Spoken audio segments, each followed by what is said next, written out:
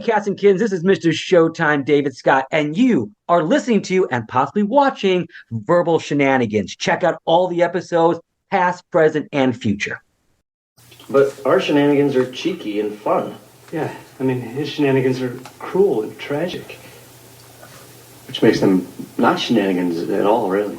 Evil shenanigans. I swear to God, I'll pistol whip the next guy that says shenanigans.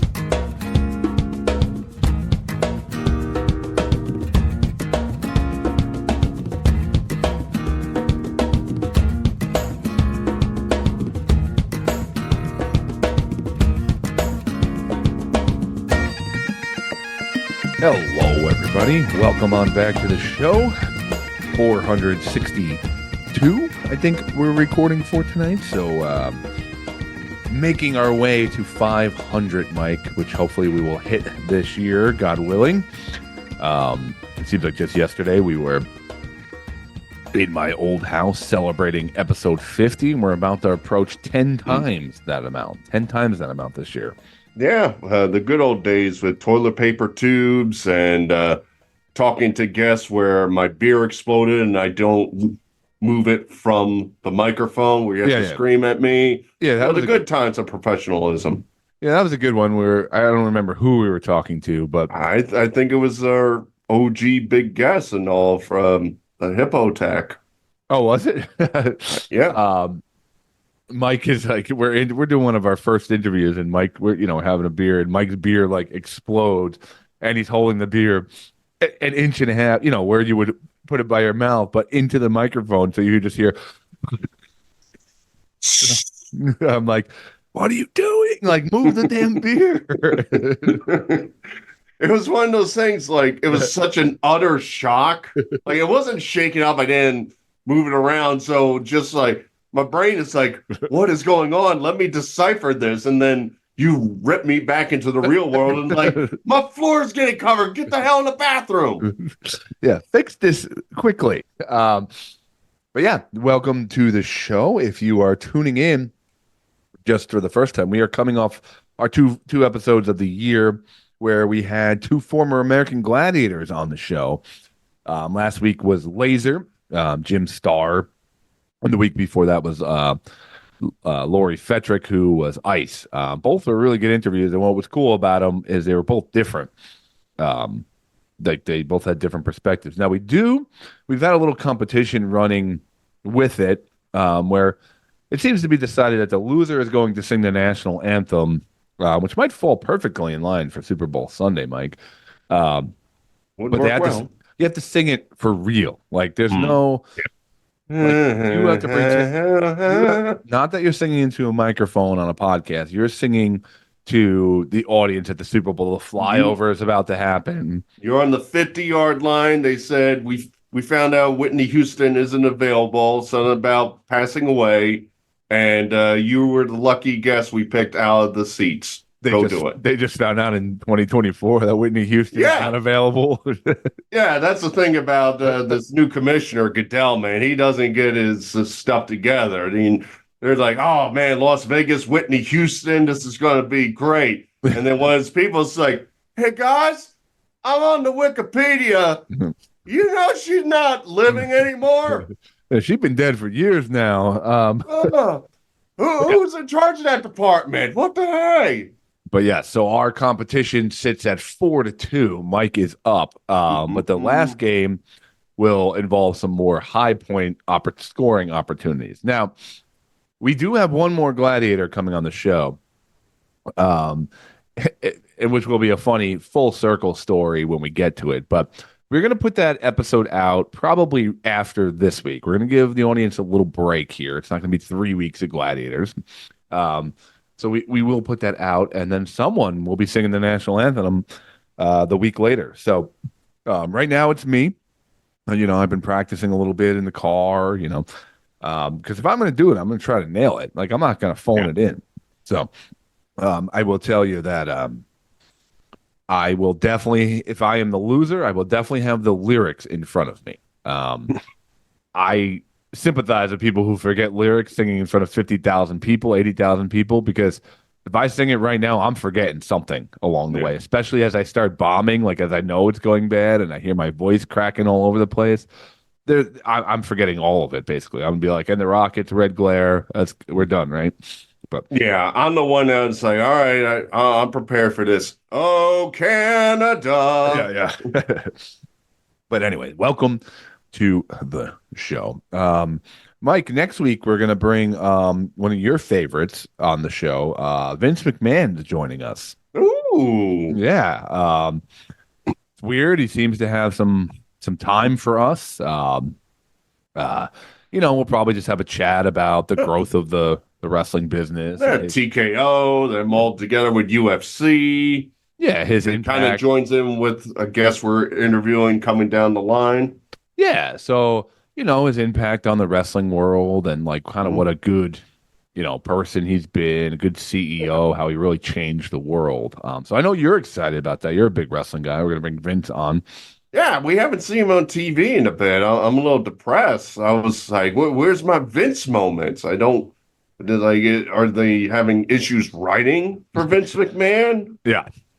But in reality, if you have seen the news today, which we are recording this on January 25th, a big Wall Street Journal article came out about Sir Vince McMahon over here. And put it this way, we have a listener that always jokes with us that we have a body fluid segment on the cast. Like every week we somehow talk about like farts or poops or something else. I believe us talking about Vince McMahon will check all the boxes for the body fluid conversation here. Now, Mike, Scott, for our guests, I just want everybody to know we will not toy with putting 3 American Gladiators together, but we will gladly talk about bodily fluids for like 20 episodes in a row.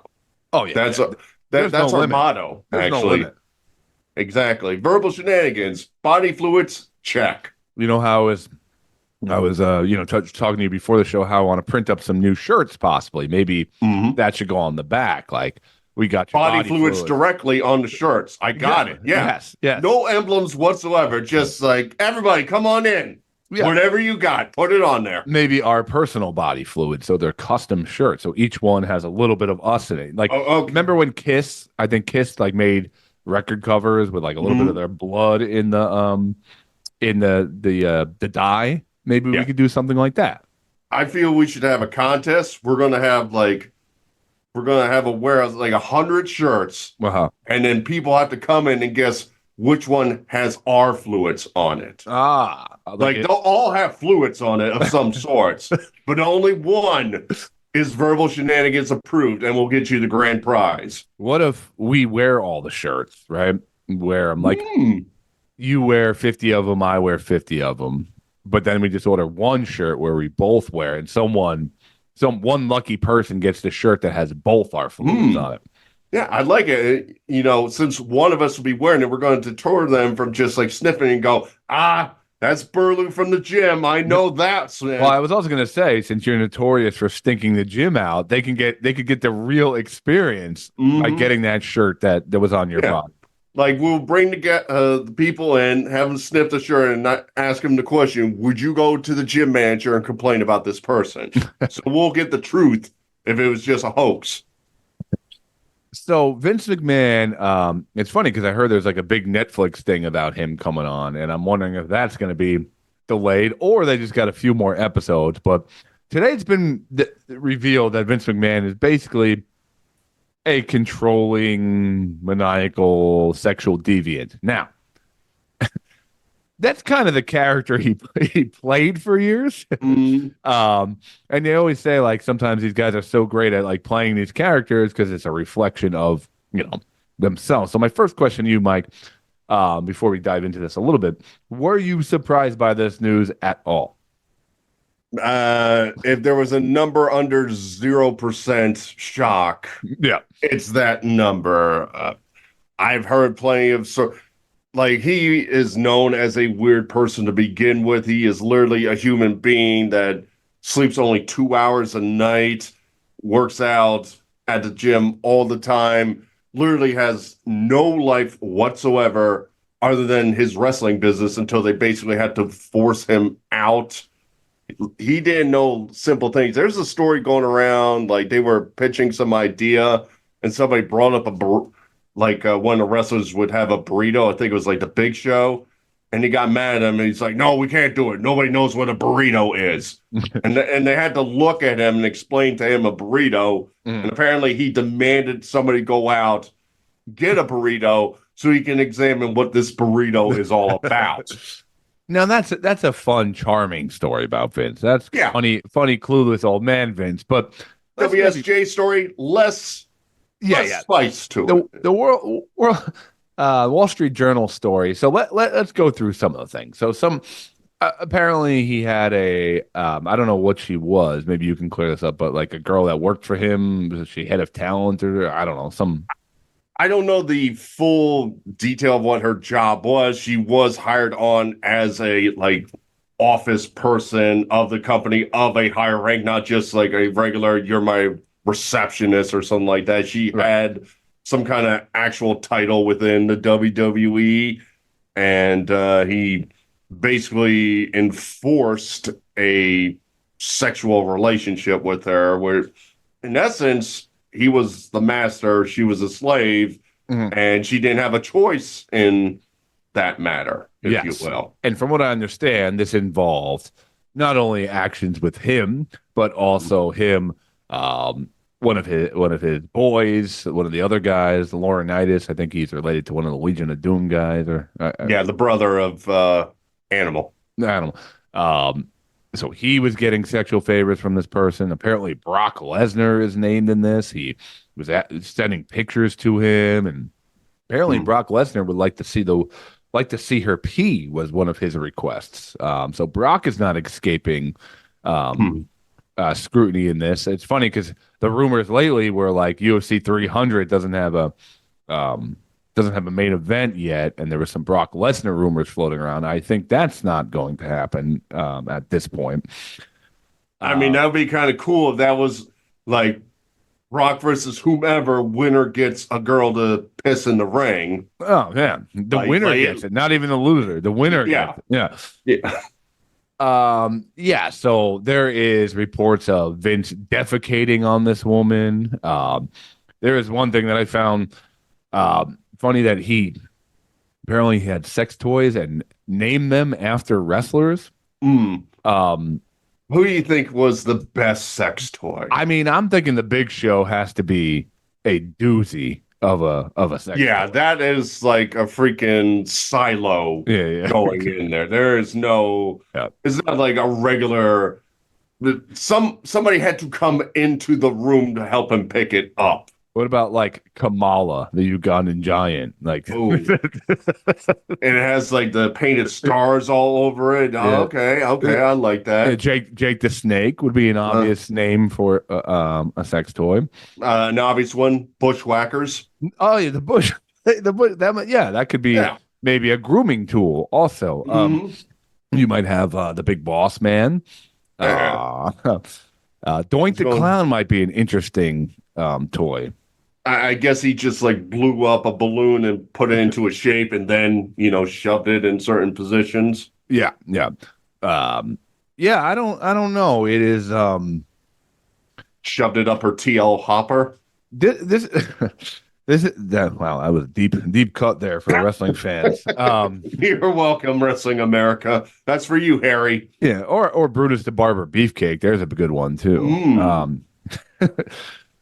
Now, here's a question for you that I have, because I find wrestling to be like many things, but there's a cult fanhood about it, right? Yeah, and everyone holds Vince McMahon for the different eras, whatever it was. Maybe you were an 80s guy, the Hulk Hogan era, or the Attitude Era, which like a lot of people our age hold as like great times, right? And like the character he played. And it becomes this thing where Vince, everybody knows he's a creep, right? It's pretty much known. But they still hold this man and like it's like separating the art from the artist, quote unquote. Like they still hold him as like Vince is the man, like, oh, what a it's almost like Trump, right? No matter how much bad news comes out about Trump, people don't even care. I'm convinced if his name is really like on the Epstein Island list, like if that keeps coming out, I don't think I think his supporters will somehow brush that off and be like, nah, it's not true. That's fake news. I think it's a little different with Vince. With like Trump, they'll be like, the fake media, blah, blah, blah. You're saying this. Or he had business relationships outside of it that's been proven. Vince, everybody be like, yeah, I could see it. But man, my 90s childhood, thank you so much. I'm willing to sacrifice a 14-year-old for that. Yeah, like in the same breath, like they'll say how terrible Vince is, but later that night, they're on their Facebook algorithm and they're watching Stone Cold stun him over and over again, and clips from him getting hit a beer truck or whatever the hell it was back in the day. The guy is obviously from an era where he's a piece of garbage. That's what he's a powerful billionaire. But this, you remember when we discussed like the Michael Jackson documentary that came out, and I always said like, okay, if 10% of the article or the documentary is true, that's more than enough to be a terrible person. Like, exactly. People be like, okay, let's say, because we've seen things like this happen with sexual allegations, right? We've seen people be, blackballed or whatever you want to call it, canceled, and then it turns out it was a woman who wasn't telling the truth or going after their money or whatever, trying to get a payday. We've seen it with like the Duke lacrosse team. That's one I think of. They were like villainized for like a year straight, and turned out it was all hogwash, if you will. None of it came to light. And I guarantee a lot of those kids' lives were ruined at the time. Maybe they, bounce back years later, but ruined. They're enemy number one. The Joe Paterno stuff, like if there's still a lot of gray area with that story and how much he knew about Sandusky and whatnot. That literally, arguably, killed the man, right? Yeah. I don't think it's coincidence all this stress and all these terrible allegations come up, and this 80-something-year-old man just says, I'm done. Somewhere in your conscious, you're able to be like, I'll just die now. It's hard for an 80-year-old man to hear about kids getting just like abused in a shower and be like, it was a different time. It was the 80s. We had to win the Pac-12. I'm sorry. Yeah, and like that's someone that wasn't like, at least from what I remember. I'm sure someone will tell me I'm wrong, but I don't remember like accusations of like Paterno taking part in any of the stuff. But there was accusations that he knew some things, which is terrible. Exactly. This is every story in it revolves around him. Okay, and there are several stories in that. Never mind like how many stories, some of those wrestlers have on him. Some of those girls that worked for him during those eras have on him. This has to be just a piece of the full Vince McMahon story. Oh, easy. And the funny thing is, you talk about like the Duke lacrosse where it would turn out as fake, but their lives are ruined. If this was fake for Vince, he's immediately going in like, we got to write a storyline. Yeah. Hear me out. Yeah. The Kabuki Warriors come out, and I'm like, sit right there. Not a bad name for two sex toys, the Kabuki Warriors. Yeah, like he is a guy, like an opportunistic guy. But you've seen like the writing on the wall with this guy for years. Like you knew it was coming. Like every story that comes out about him is he's like a lunatic. Like there's never any positive news about Vince McMahon, really. About the only thing that's positive is they talk about him as a wrestling genius, and he built an empire, but didn't he, as a human like being, a couple years ago, like he left the company and then all of a sudden he bought it back or something like, or the majority stakeholder back or something like that. The synopsis is that basically this story came out, but it was just like all with a non-disclosure. So he used like company money to give this lady, how to quote unquote, supposedly $3 million. Hey, shut up. Don't talk about this. It was found out since it's a publicly shared company, the board of directors basically said, okay, you're out. You're no longer in charge. So like his daughter and I believe Nick Khan were the two people on top that were taking over the company. Now, in that time, they were basically looking at selling the company. Hence, as you see now with TKO with UFC, and now The Rock is a part of the chairman group on that. Now, Vince owned basically 70% of stock. So he was telling everybody, since I'm the one that has to sign off because I have the most stock, I will not sign off on any television deals, any company sales, nothing unless I make the deal. So they basically were forced to bring him in to make all these deals. And then when TKO came over, then again, like there were reports saying they knew about all these sexual allegations. They probably knew the HR files, which were much, much worse.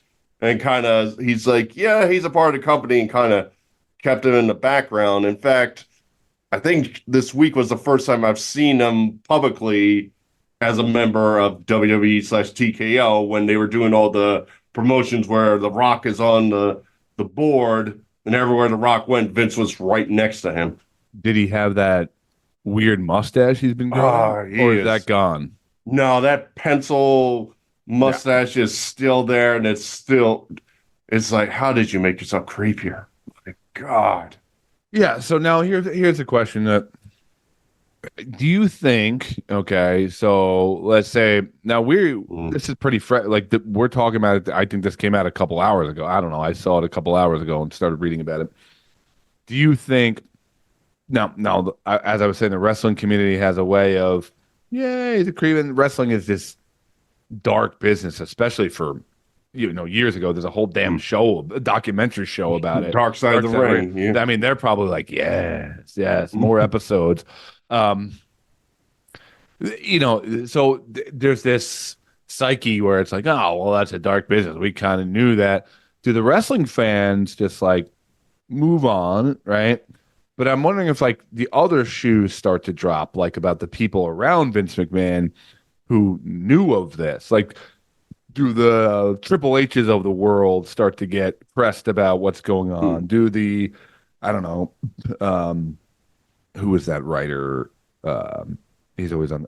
Vince Russo. Do they start getting, what do you know? What do you know? Or does this just die after this, and everyone goes, Vince is a creep, and we kind of he just does what he does, like deflects, and it goes away.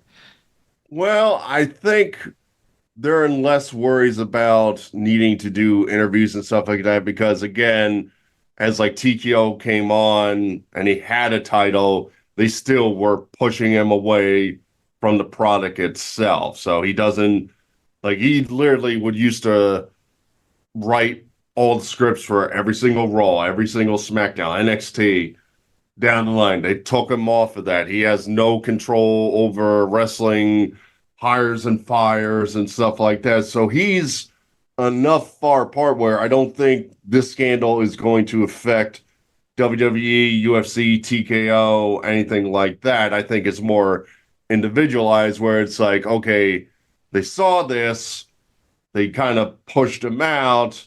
He might still technically have money. It's like any other billionaire. Yeah, we might, like the owner, the former owner of Carolina Panthers, you're a raging racist. We're going to push you out, but you're still getting $2 billion in the deal. It's the same thing. He's going to get pushed out.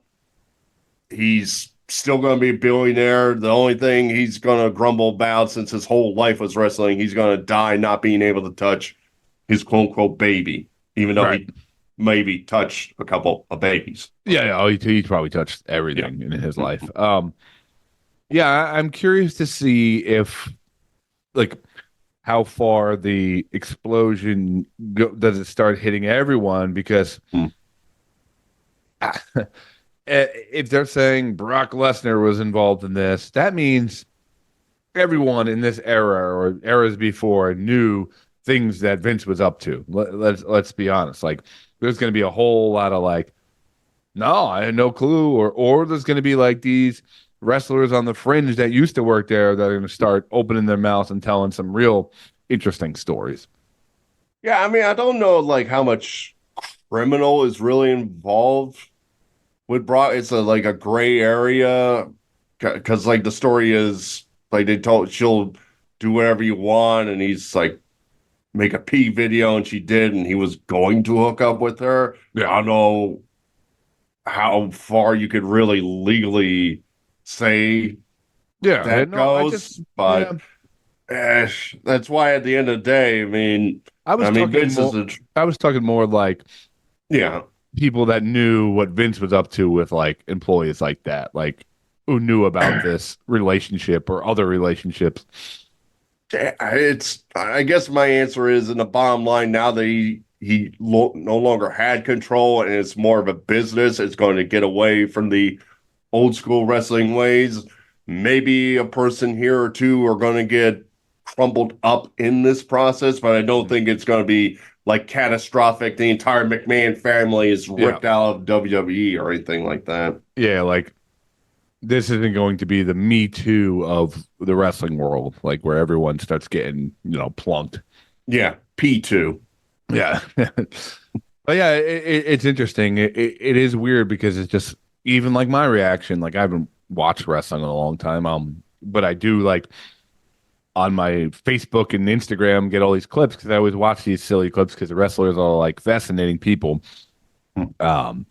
But it is interesting because, like, even when I read it, it's like, oh, well, I figured Vince McMahon was a creep. Like, I think it's going to be like that. It's going to be a brush it off. It's like the Trumpers, like, oh, they got arrested. Yeah, you got arrested. And yeah, we don't care. We don't care about that. Whatever. He's our guy, so. Okay. Scenario for you, Scott. You have one of two choices.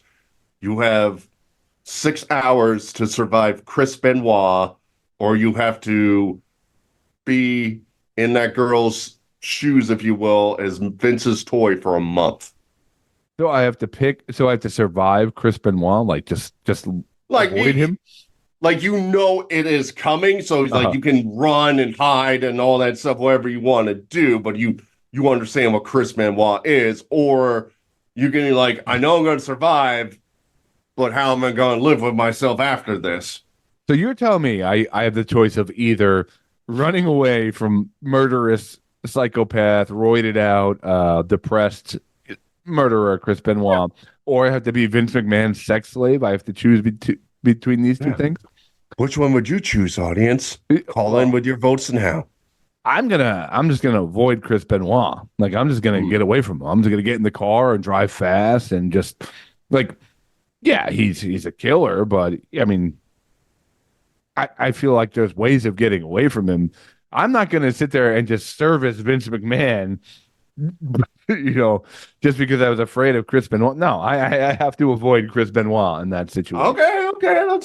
Some people are like, I'll take my chances with Vince. I don't know. No, I'm not going to service Vince McMahon's old, disgusting balls. Like, that's not happening. Real quick before we get to our guest, it's funny because I was on the way to a comedy show 2 weeks ago with my buddy Joe and Ryan, and we were talking, and I almost forgot about a story that was kind of on these creepy lines. Now we're talking about people peeing and stuff, and this will make sense in a second. I used to live in a lake about a town over in Rockaway where we used to do the podcast, and there's a little clubhouse you can go to. Which you can get beers and hang out on like a Friday or Saturday night or whatever. And then like in the summer, sometime one year I worked security for the lake security, which I would come into the CW 11 o'clock Eastern. Yeah. I would drive the truck around, pull into my driveway, sit for like 3 hours, come back. Like the dumbest job ever. The best part of the job was you got to chase the geese every once in a while with the remote control boat called the Goosenator. You were just able to chase the geese. But at the end, was there ever a scenario where the geese were so bad you had to call for backup? No, but it is funny. Tough. The first shift I ever did, they were like, we've been getting reports of kids doing drugs and stuff on the beach, like they've been finding needles and stuff. They're like, we want you to like kind of stay on the beach and see if there's any kids.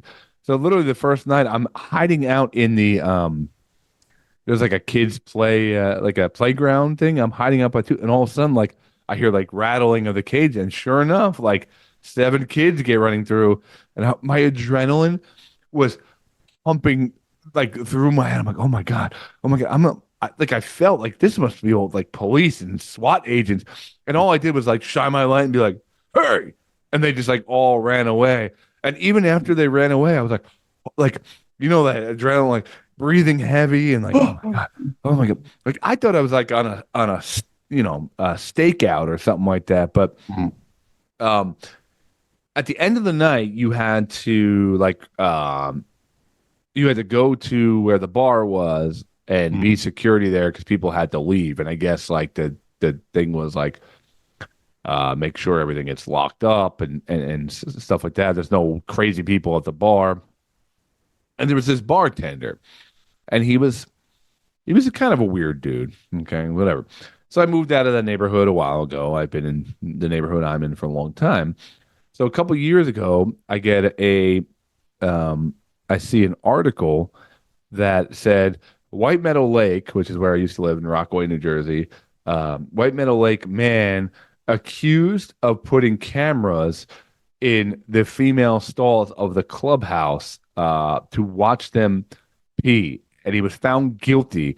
So this bartender guy was setting up little cameras, apparently the size of like key fobs, in the bathroom just to watch women go pee there.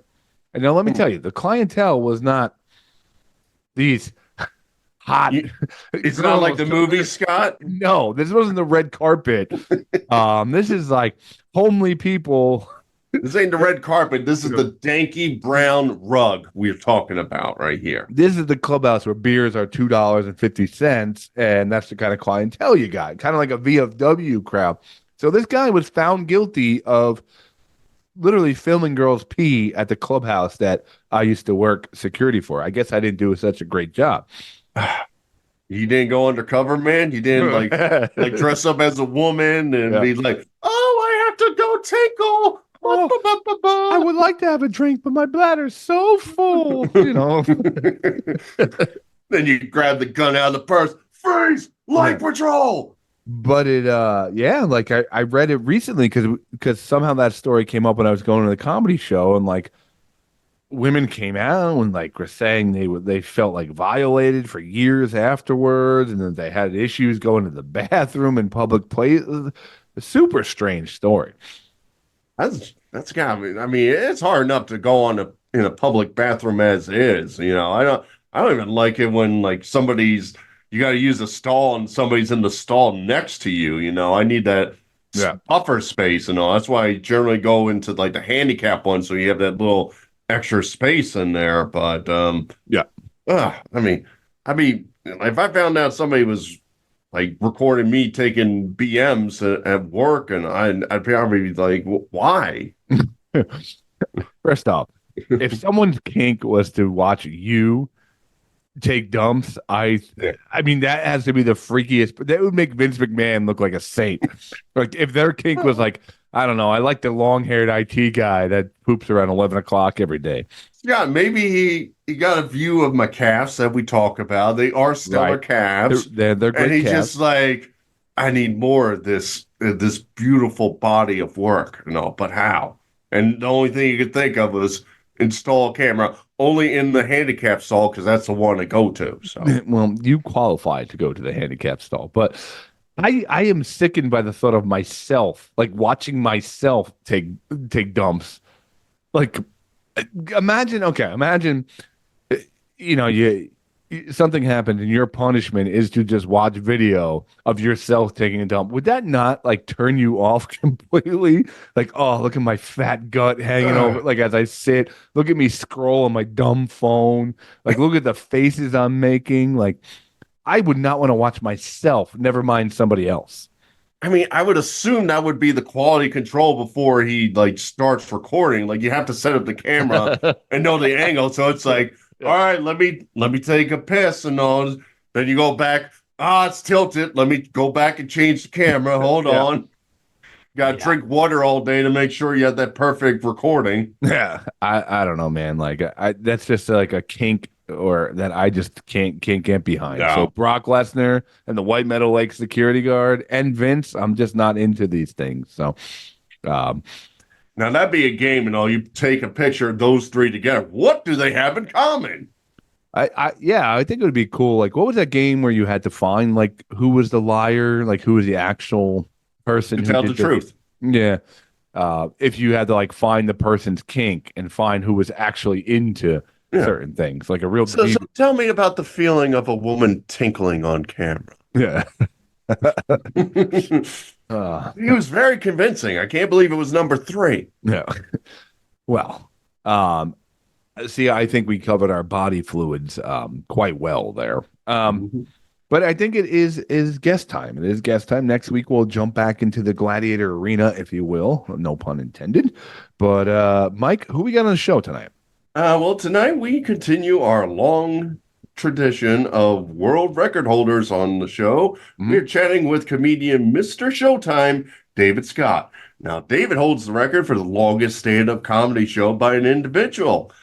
I'm not going to tell you right now what that length is. We're going to save that for the interview. So write down your guesses, everybody, as we bring on David Scott to the show. Let's bring on Mr. Showtime on the line. Hey, David. Hey guys, David, how are you? I'm good. How are you guys doing? Doing awesome. This is Mike. That's Scott. Welcome to Verbal Shenanigans. Thanks for having me on. Anytime, man. Thank you. So since I'm one of the producers of the show, I just need to know, you got a tight 30, right? We're on 30 minutes tight tonight. 30. Need a tight 30 tonight, all right? Hours. Out of curiosity, I've seen you as Mr. Showtime, but I also saw a couple of them calling the Midnight Swinger. Now, what's the preferred nickname right now? Oh, it's Mr. Showtime. I stopped being the Midnight Swinger back in late 2014, early 2015. Oh, okay. All right. Yeah. So let me... I took that character as far as I could go. I hear that. No. So tell us a little bit. We're going to obviously get into your world record and everything, but tell us about David Scott, the early days of getting into comedy. Were you like the shy kid who always wanted to get on stage? Were you the outspoken, everybody knows you're going to get up there? Tell us about yourself. My dad was a Broadway performer, and I was raised in a entertainment family, and I started performing when I was 5 years old. So it's always just been a part of my DNA.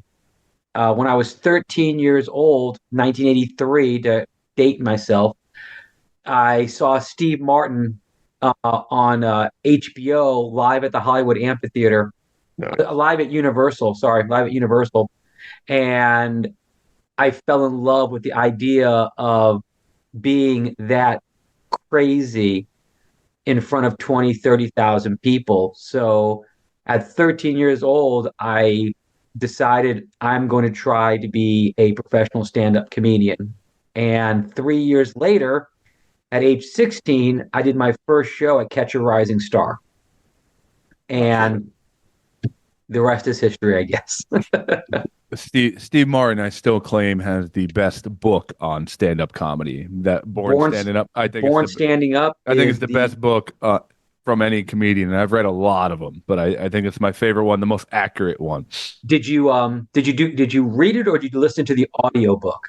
I have not. I read it. I probably read it 3 times. It's one of the few books I've picked back up, but I've never listened to the audiobook. I should listen to the audio, because Steve actually does the audio, and it even goes deeper because you get to hear his actual voice telling these amazing stories, especially at Knott's Berry Farm when he's doing the magic. Yeah. And he's out of all the entertainers that I've met since I was very, very young, he's the only one that I've never met that I really hope to still meet one day. Yeah, it's amazing to see him still like keep reinventing himself, but also still kind of staying to his roots too. Like the guy still plays banjo, puts out like banjo albums with like his band and whatnot, and then Yeah. now he has another show that's getting unbelievable press around it, and it's pretty cool to see like him still stay creative, but also still doing what he seems to love to do. So He is one of the probably not only is he one of the greatest American comedians of all time, he's one of Mhm. the greatest comedic writers of all time. sure. And I don't think people give him credit for just how he always keeps on reinventing himself. He doesn't do sequels. He doesn't do, reboots. I mean, I tell you about, he did the Pink Panther, which was bad. Um, Yeah, but yeah. but only Murders in the Building for all of a sudden for him to all of a sudden start doing television, and he wrote that. He came up with that I have concept. That not was seen his. it yet. I'm actually it's on my list of things to like sit down and be able to It's really watch. it's so good. It is so crazy good. And just by looking at like some videos of your act, I've seen you singing, dancing, props, so I can see a lot of like kind of like Influence. a parallel with Steve Martin with what you do on stage yourself. Oh, absolutely. He is the number one biggest influence in everything that I do. My show is not a stand behind the microphone and tell jokes. Hmm. And Steve Martin, it's wild, it's crazy, it's borderline out of control, but that's what the audience sees. When I'm on stage, it is completely in Right. control. I know exactly what Hmm. I'm doing when I do it, but the audience just sees it's out of control. It's like they don't know what's going to happen next, and that's a great feeling in comedy. Yeah, Out of that curiosity, did you ever try like a general stand-up when you started, or did you already knew I have to be a character? I think naturally that's just who I am. I'm not a low key monologist storyteller. As a Hmm. kid, I always gravitated towards for lack of a better word, the hyper type of popping. I mean, I grew up. My first movie I ever saw was Star Wars. And then when you grow up in a sci-fi where everything is just coming at you nonstop, my mind is always in that creative mode, and I just never broke out of it to be like my best friend. His name is Chris Smith. He is one of the best writers I've ever met in my entire career, but he's a storyteller. He's a monologist. I could Hmm. not do what he does. It is a No. skill sure. to take the audience in a very calm, slow, methodical way and get a huge laugh at the end. I It's a gift. I don't have that gift. Yeah, I mean, Yeah. guys like that, they say like, the ability to get the audience quiet is almost like the payoff because they're able to get everybody focused and wait for that punchline. It's like complete crowd control. I Yeah. think that's amazing Hmm. because this always leads me to the question I ask of almost every artist we have on here, whether it's a comedian or musician. Like I do stand up. I've never been like when I first started, I was a pen to, type it all out guy. And I felt it always restricted me until I finally like one day, like, took the training wheels off and kind of like went up with a concept and kind of that I always prefer to do it that way. And now that's kind of all I do is I got an idea, I have a punchline, let's see what happens. And then it started to get tighter and tighter for me. I'm curious, what is with your performances with what you do? You have a lot of things going on. How do you go about writing or creating new material? Are you a write it out kind of guy, or do you try things on stage? What is your favorite technique, I guess I should say? Yeah. My show, as crazy as it is very scripted out because there are cues, music cues, sound cues that go with a lot of the bits that I do. So everything Right. is pretty scripted Hmm. out. What I do, I'll give you a great example. I've been in Florida for five the past 6 weeks, starting in November in Sarasota. And I had this idea of the Dewey Decimal System. Hmm. It just popped into my head. Sure. Um, I I thought there's something about that because I was reflecting on what kids today and even adults, you know, have phones and everything is searchable on Google. And I had this idea as I go, and these people have no idea the nightmare that was the Dewey Decimal System. Oh yeah. And I actually had the idea in my head. I did not know where the punchline was going to go. But one night on stage, I just started riffing. And I said, how does AB 117.36 mean geography? It makes no sense. And then I stop and I look at somebody, I go, don't tell me to use the card catalog system. Screw the card catalog. And it just sort of evolved from that idea. So even though my show is scripted, Right. when I have an idea, I need to be on stage and kind of feel it out because, as you know, when you write something on a piece of paper, yeah, it could be funny, it could be amusing, but you've got to do it in front of a live audience to know if 100%. Yeah. they are getting the same feeling.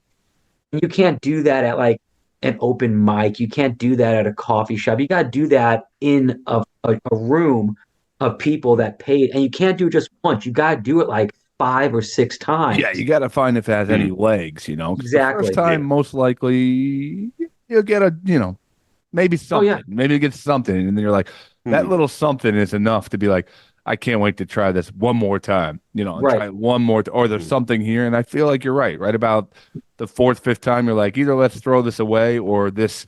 Now let's start to mold this clay Right. pot, you know, like let's start to feel this Exactly. one out. Yeah.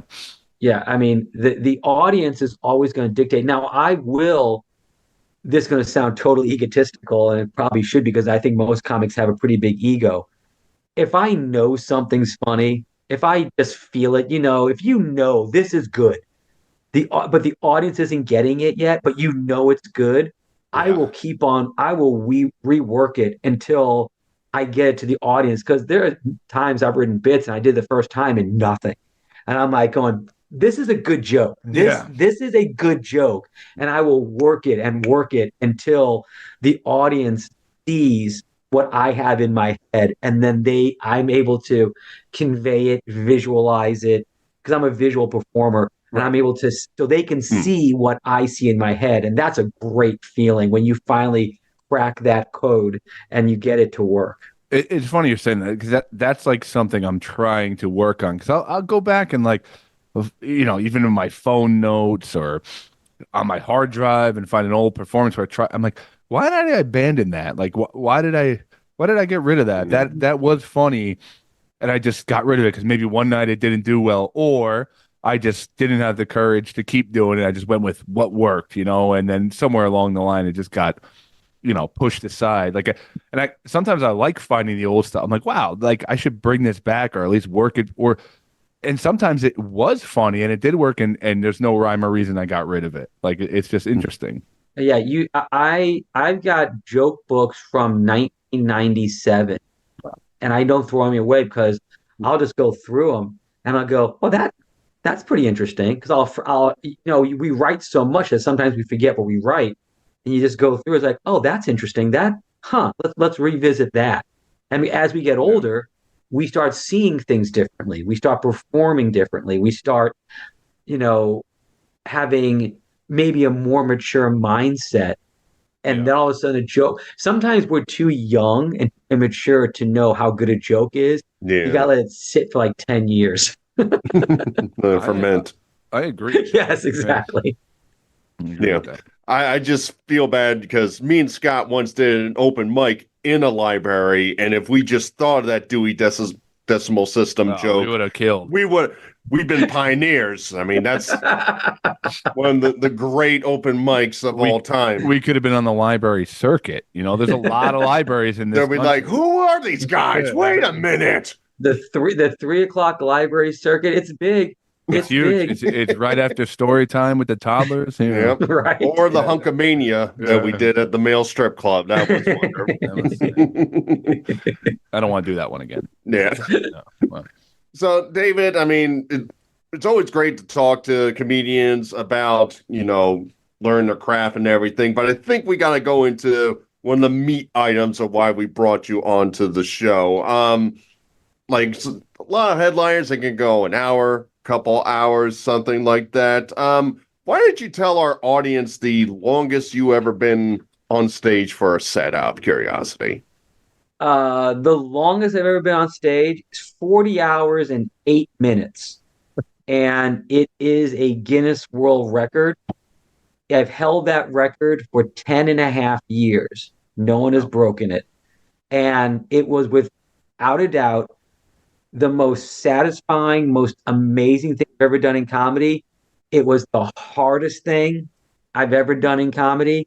And if someone breaks my record, I will be the first one to call them and congratulate them because I will not try to reclaim that record.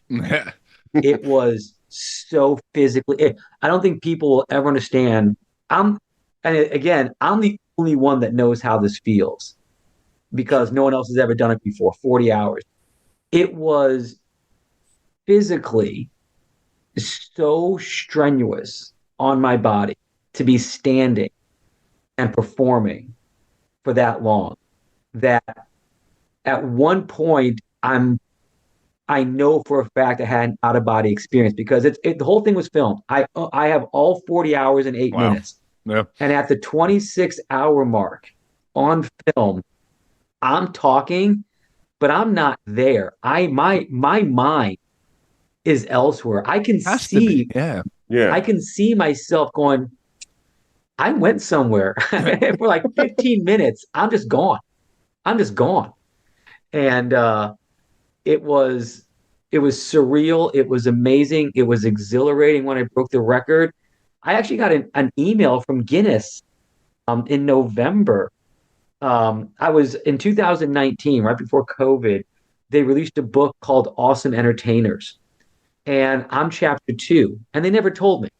All of a sudden I go, oh, that's me. Nice. It's a bunch of pictures. It's a whole bunch of stuff. It's amazing. I was like, wow, this is awesome. I never knew about it. They didn't tell me. Yeah. But last November, 2023, I get an email saying that I'm featured in this year's actual Guinness World Record book. And I think because they realized that it was over 10 years and they featured me, I'm like, that's cool. Yeah. That's cool that they featured me. And they sent me, because I got a great plaque. I got a great certificate. It's an honor that they mention. They said, hey, you're featured in the 2024 Guinness book. And I'm like, sweet, can't wait to see it. Now you're going to have to back up for us on the setup of this and the idea of this, and also who the hell is letting you on stage for that long? Like what? Like, I'm sorry, you're a good comic, but if I was like, I'm going to book you, I want to do 40 hours or whatever it is, everyone's gonna be like, yeah, okay, what the hell is this? So give us the insight into what the hell the genesis of this. I was on stage at the Comedy Catch in Chattanooga, Tennessee, and it was Late Show Friday. And the Late Show Friday was sponsored by an overnight radio DJ. And he would start the Late Show Friday this was back when late shows were actually like legit late show. They didn't start until like after 10 o'clock. Right. Yeah. And you weren't done until midnight. I mean, we're talking like an old school late show. And they got a late show crowd. And you know what late show crowds, they're a little bit rowdy, especially on Friday. They're a little rowdy, a little drunk, little So it's like herding cats.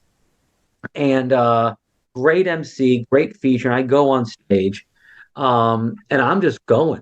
The owner, Michael Alfano, was like, have fun with them, man. You got the radio show is here. And after each comic, the radio show would interview the comic that was just on. So I'm on stage, and the feature is being interviewed by the radio host in the lobby.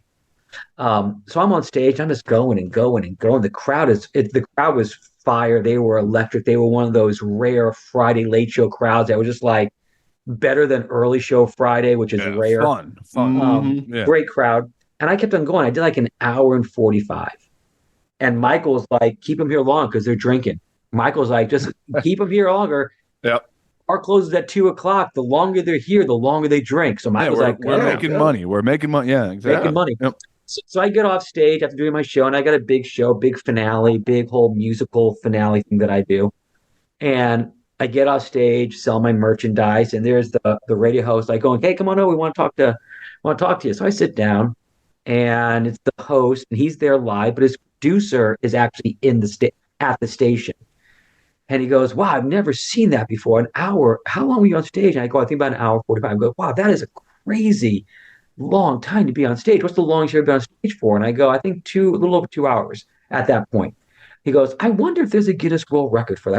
I wonder." And his producer goes, "Hey, check Guinness, see if there's a Guinness World Record." And there was. It was 36 hours something. Huh. And and the DJ goes, "That's a long time." I go, "Yeah, I bet I could do that." He goes, "You think you can do 36 hours?" I go, "Yeah, I think with enough preparation, I can do 36 hours." Well, this was before TikTok. This was before Instagram. That clip got picked up by a couple other stations, a couple other radio stations. Then my agent heard about it, and all of a sudden, my agent started fielding phone calls saying, "Hey, your guy says he wants to try to break the Guinness World Record." I never said that. I never said I was trying to break a record. I said, "I think I could do 36 hours." And all of a sudden my agent's like going, "Hey, I got like a bunch of casinos that want to do this." And they were casinos, which is the key. Right. Because casinos are open 24/7. They've got constant traffic. They got big theaters, all this great stuff. So I was scheduled to be part of this comedy festival called Comedy 10K, where I was the host of this event. It was a Thursday, Friday, Saturday event. Well, they caught wind of it and they go, "How about we bring you in and you do Monday, Tuesday, trying to set this Guinness World Record, and then the festival will start with you, and then the actual comedy contest will start on Wednesday. What do you think?" And I was like, and I had about little over 6 months before it was starting. And I go, "Okay." So we contacted Guinness, which was the smartest thing we ever did, because Guinness does not authorize any record until they sign off on it. Right. Yeah, so we've heard enough stories about that. Right. Yeah, people get some people have been screwed, think they broke a record, and they go, "No, you didn't. It wasn't legitimate until you contact Guinness." So I contacted Guinness. I have an interesting story about that when you're done. Yeah. Yeah. So I contacted Guinness. I assembled a team, and they sent me a book. It had to be 2.5, 3 inches thick of rules that I had to follow. And realized very quickly, all the rules had to be a handheld microphone, had to hold it the whole time. Couldn't be in the mic stand, couldn't be a headset, couldn't lapel, had to hold the microphone. Wow. Each joke had to be at least a minute long. You couldn't just do a bunch of 10-second one-liners. Each joke had to be a minute long. So no crowd work or anything? Like it had to be you could do crowd work as long as it was at least a minute long, and it was more than just talking. You could, "Hey, where are you from? What's your name?" You can't do that. Oh my you gotta have a bit to it. You got a 30-second break between each joke. So if you did a joke for 1 minute, you could then take a drink of water or catch your breath for 30 seconds before you do the next bit. Nowhere, the whole thing had to be filmed. It had to be filmed. It had to be streamed. And this was back in 2003 when streaming was just at its infancy. Yeah. We had to go to Japan and get a camera that would record 45 hours nonstop, because it had to be filmed and recorded. Everything was back then. There was nothing that could record 40 hours, but there was a camera in Japan. So we got that, learned how to stream, set it all up. And if everybody listening and watching, if you're paying attention, the one thing that was not in the rule was it had to be funny. At no point was it about being funny. It still isn't about being funny. It was about endurance. And we learned, me and my team learned very early that I don't have to kill. I don't have to crush. I don't have to be up there just like, laugh. I could tell a joke as long as it is set up like a classic joke, premise, setup, punchline. as long as it's a minute long, it doesn't have to be funny. So my team and I wrote a 12-hour set, and they took parts. They took all of my show. My team were comedians. We took parts of their show. I called up some comic friends of mine saying, "Hey, I'm doing this. Can I use some of your material?" They're like, "Yeah, absolutely," because I got such great friends. There was, and I would give credit. Hey, this joke's by Dale Jones. This joke's by Chris Smith. This joke's by Dwayne Clark. You know, and Oh my god. we did, and we could repeat a joke every 4 hours. That was my next question. Can you? Is Yeah. it all new, or you? Yeah. So we wrote a 12-hour script that I just read, not off a teleprompter. I had like off camera where you could not see it. There was like Yeah. the old Johnny Carson, cards, Mhm. and we did that for 40 hours and 8 minutes.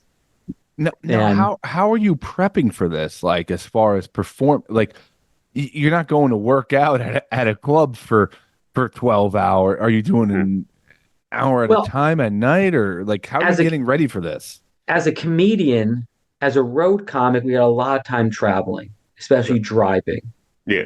So I was still doing regular shows. It wasn't like I retired and just did this. I was still performing. So Sure. as I'm driving, sometimes the drive is 8 hours, sometimes it's 10 hours. It's nonstop. You got to be awake. So during that time, no radio, back then it was satellite radio, turned everything off, just had all the cards on little flashcards. I'm just reading them to myself, and I'm just saying them. So I know the order that I'm going to be doing everything, and that's how I prepared for it. I hired a dietitian to find out what is the best things to eat and drink over 40 hours so that I don't cramp up, I don't get dehydrated, I don't have any sort of like gastral distress that might cause me to have to like run Yeah. to the bathroom. And it was Triscuits and water for 40 hours and 8 minutes. That's all I had. Oh my So God. It's really unbelievable. How do you Yeah. train your voice out of curiosity? Because I'm guessing your voice had to go at some point in this 40-hour spiel. that was actually not a concern because I'm not like a Sam Kinison screaming type of comic, so you can just talk. Um, and because the audience was irrelevant, I'm in the microphone's connected to the camera. As long as you can hear me on the stream, because Guinness was watching, they could hear me. The audience and the microphone can be adjusted up or down. So the what I was unprepared for, like I said, was the physical toll. My left foot swelled up to about not double size, but like a third of the size because I was standing for so long that my foot swelled. So Mm. I had a hard time. I could barely stand when it was done. It was so painful, and I couldn't sit down because every time I sat down, my body wanted to shut down and fall asleep. So I had to keep myself up because I sat down. By like, oh, we're resting. Like, no, we're not resting. We're right back up. So that I was unprepared for. There was no way to train for that. So, were there any times during the set where you were like, "Oh my God," like almost panicking because you couldn't remember, and there had to be that what you said, like every minute there had to be a joke. Like, was it hour 27? You were like, oh no, oh no, oh no!" Like you felt like you were and you were going to lose that record right there. Like, was there any Yeah, moments like that during the set? yeah. For every hour you performed, you got a 5 minute break. Okay. And right after the 26th hour, where I kind of went out of body, my team um, came on stage and they said, "We're taking a break. We're taking a break." And I was like, "Oh, okay." And they hurried me off the stage, and I collapsed in the green room. Wow. And my best friend Dwayne, and it was now the next morning. I'd made it through the night, and it's now the next morning. The sun is legitimately just coming up, and he opens up, takes me out of the green room. We got like less than 5 minutes. He takes me outside, and I see the sun for the very first time in like a day. And he looks at me, he goes, "It's you against the clock. It's you against the clock. Forget about the jokes, forget about the audience. It's you against the clock." And that was the thing that motivated me to keep me going for the next 14 hours and 8 minutes. No. Because without that advice, I probably would have quit. because I was this close. I was so close to quitting.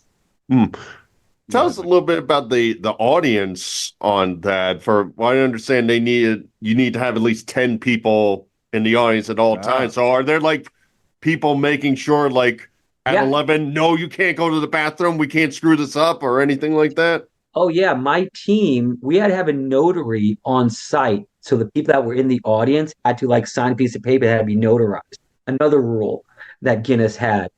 So I had three team members, Nicole, Chris, and Dwayne. Dwayne was my tech guy. He was making sure that the stream was working and the camera was always working. Chris was my writer. He would actually send me fresh jokes throughout the shows. Like, here, you need something. If he thought I was getting off script. And Nicole, her job was to make sure there was always 10 people in the audience and to get them to sign. And when we were done, when we set the record, there were over 500 people in the theater watching, and there was like 6,000 people around the world watching. We had people from Germany, Brazil, Australia, were watching. And when I set the record, it was pretty cool because people online are like, clapping and stuff like that, and like showing like little clapping signs, and the audience went nuts when I set the record because for a lot of people they've never seen a Guinness World Record set before. Sure. And for me, having never set one, I was just like numb. I didn't even know I set the record until all of a sudden confetti started coming at me because I didn't know the record's been set. I had no idea. And all I'm thinking, and this is actually on the video, all I'm thinking is that I've only got 30 seconds to celebrate. I've got to get the next joke out because the 8 minutes was not supposed to happen. It was supposed to be 3 hours, but there was 8 minutes afterwards, and I'm still doing jokes. I'm still like, we can't just stop. And then I did 8 minutes, thinking to myself that anybody can do 40 hours. It's that extra 8 minutes. Right. That's the commitment. What I was really hoping was the guy who set the record at 36 hours was throwing paper down to distract you to keep his record. Sabotage. Yeah. Did you have a did you have a closer plan like for the end of this? So what was that like? What did you say? The closer was, it's still part of my show. It's a centerpiece in my show. It's in the middle of my show now. Is what I call the world's most dangerous bit in comedy, where I imitate Michael McDonald. I do it by shoving marshmallows in my mouth, and I knew that I was going to close with that. I just laugh at you building a set list and being like, all right, this one's going to kill 40 hours from now, I don't know if the bit got the standing ovation or the whole thing, but I say the bit got the standing ovation. Now I'm curious. You say you went out of body and watched the film and over time. Was there stuff that you did on stage that afterwards that you were like, wow, that's pretty good and brought into your act after, or was it all just like, I have no clue what happened? That's true. I remember walking on stage and the very first joke I told at 6 o'clock in the morning bombed. The very first joke bombed. Way to start the day. Yep. And I made a joke about it bombing. This is going to be a long night. Yeah. And then I don't remember anything until my friend taking me outside to see the sun, telling me it's you against the clock. Wow. And then I remember the confetti. I remember out of 40 hours and 8 minutes, I physically can recall 8 minutes of it. People are going to Peru for these ayahuasca journeys and whatnot. They don't have to go anywhere. Just do stand up for 40 hours. I was watching. I rewatched the video. It's hard to watch, by the way. It's hard to watch. Sure. Because I realized that I'm not performing for anybody. I'm performing for a camera. It was like doing a COVID show before there was COVID shows. Oh yeah. And literally nothing that I did that night well, for that 40 hours and 8 minutes is in my show now. Wow. Yeah. Yeah. Yeah. I mean, since your whole work is doing stand-up comedy, after you do this record, were you ever fearful, like, all right, I do not want to get on stage for like another 2 months. This is over, never again? Or did anything come through your head where you're like, no, I'm book solid? I was on stage 14 hours later hosting the comedy 10K. Wow. Yeah, Wow. I did the show. I slept. I felt great waking up, and then I had to host the first night of the comedy 10K, which was the reason. And of course, at that point, people had known that I broke the record. So Good Morning America was there. The Today Show was there. Um, Sirius XM had a thing called Raw Dog Comedy. They were there, so we were getting some press about it because word got out that I had set the record. So basically I elevated this comedy 10K by setting the record. So yeah, I was back on stage. I never, except for my left foot, which the swelling went down as soon as I took my shoes off and laid down. It went down. I felt relatively fine and normal Yeah. the next night just hosting. And so many people were there because of the record. They wanted to meet me, and the comics were fantastic. Dave Coulier was the special guest comedian, and he came up and said some nice things. So it was yeah, I had no problem getting back on stage. That was I never even thought about like there's no way I'll be able to get back on stage. Yeah. Wow. I just did it. Yeah, it's funny because I told you I had a story to tell you before. I think it was during COVID or a little bit after COVID, a couple comic friends of mine tried to do I believe they were going to try to go for a week. It was a week-long Yeah. comedy radio show, but they were Yeah, the calling guys the radio show. Okay. but it was kind of like, so they like asked me to come on. And it was interesting because you'd come on and you'd do a set, and then you'd sit in the panel for like a half hour, and then you'd leave, and then someone else would come on and do a set. And they had like the numbers broken down to where they would break like the longest continuous running show, and you could pop in at different times. But something along the lines, like what you were saying, like they thought they had the record and whatnot, but there was like certain rules by Guinness that weren't approved, and they ended up not getting right. And I think they did like, it was something like 7 days worth of radio or something like that, and then didn't end up getting the record. But it was pretty interesting. It was pretty cool though, because you'd pop on it. Like I'd wake up and go take the dog out and go see if they were still streaming, and they were still going at all times, and they had comics from all over the place just joining the show. It was pretty cool. But Yeah. no Guinness record for them. So Yeah, Guinness has a lot of rules. They just don't want anybody. Someone claimed to have broken my record, an Israeli comic who lived in Israel claimed that he broke my record. He had a bunch of press done. And Guinness is like going, you didn't break the record. And he kind of put up a stink about it. He made a stink about it. He was calling me out. I never met the guy. I have no idea who he was. But he was calling me out saying that I was a fraud and this and that. And I just said, just show me any of the video. And it turns out he was a scammer. He never even did any of it. He was just trying to scam his way in. And I'm like, he wasn't even a comedian. He just said, I'm going to pretend to break it. He got a bunch of fake press. It was like one of those things where if you buy enough ad space, you can make it seem like you actually did something. Yeah. And then it turns out he was found to be a fraud. And surprise, surprise, you can't find the guy anywhere now. The worst thing that ever happened in Israel, I swear. Yeah. After you did that, did you get any pressure from places like, you're now the guy? Like, can you do more? Do you want to do, like, were they trying to get you, like, can you break the record? Or trying to get you to do similar things after that? No. I was approached many times. I had a bunch of comics. I only met one of them, but it was out of Atlanta, a place called Laughing Skull.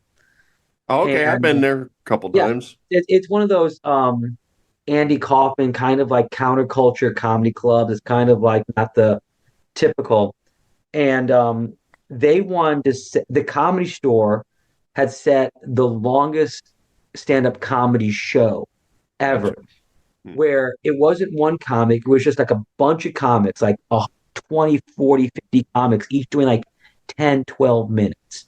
And they were going to do like 5 days or 3 days or whatever of just nonstop comedy. Well, the Comedy Store set it at like, I think they did 24 hours. They didn't even break my record. They Right. just did a long stand comedy show. But so these folks out at Laughing Skull say, we're going to do 7 days. And they did a 7 day comedy show. Jeez. Yeah. And they reached out to me and they said, do you want to be a part of it? I'm like, absolutely, I want to be a part of this. I don't do 40 hours. I just do 20 minutes. Yeah. Yeah. You know, Yeah. Unfortunately, we could not logistically because I was in Vegas. They were in Atlanta. There was no way to make it work. But that was the only time where I've been approached. I was like, yeah, I'll do that. That sounds like fun. But I've had other people try to approach me about, hey, do you want to try to do 41 hours? Do you want to try to do this record? Do you like, I think he passed away last year, comedian by the name of Geechee guy. He held the record for the most number of jokes told in 60 minutes. Just boom, boom, boom, boom, Yeah, boom. no, yeah. And I would be the complete opposite of that. I'd be the least amount of jokes told in 60.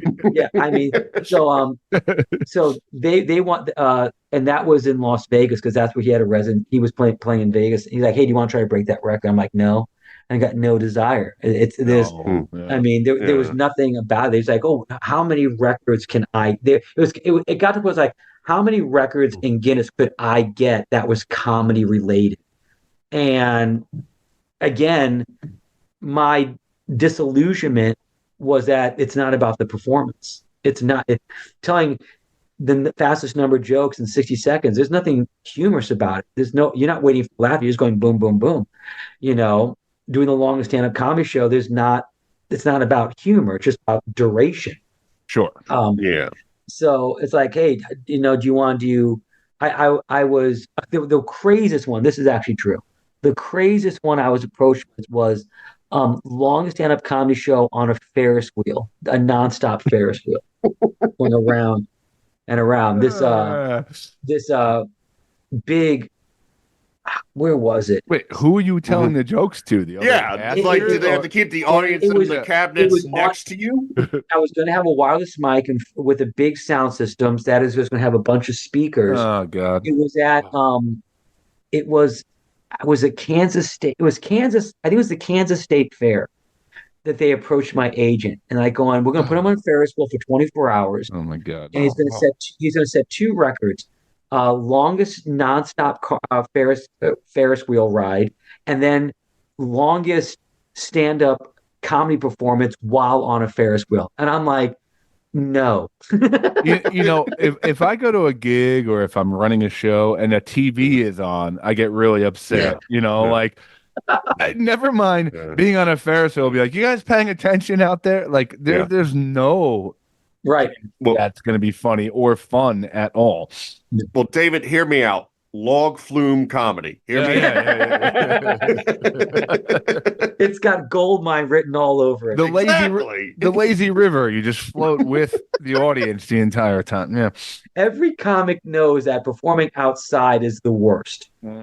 So now perform outside on a Ferris wheel with the microphone and no one's paying attention to you. Hey guys, I've been married for and then you come back around. Am I right? Can you imagine the people pissed off that they can't ride the Ferris wheel for 24 hours?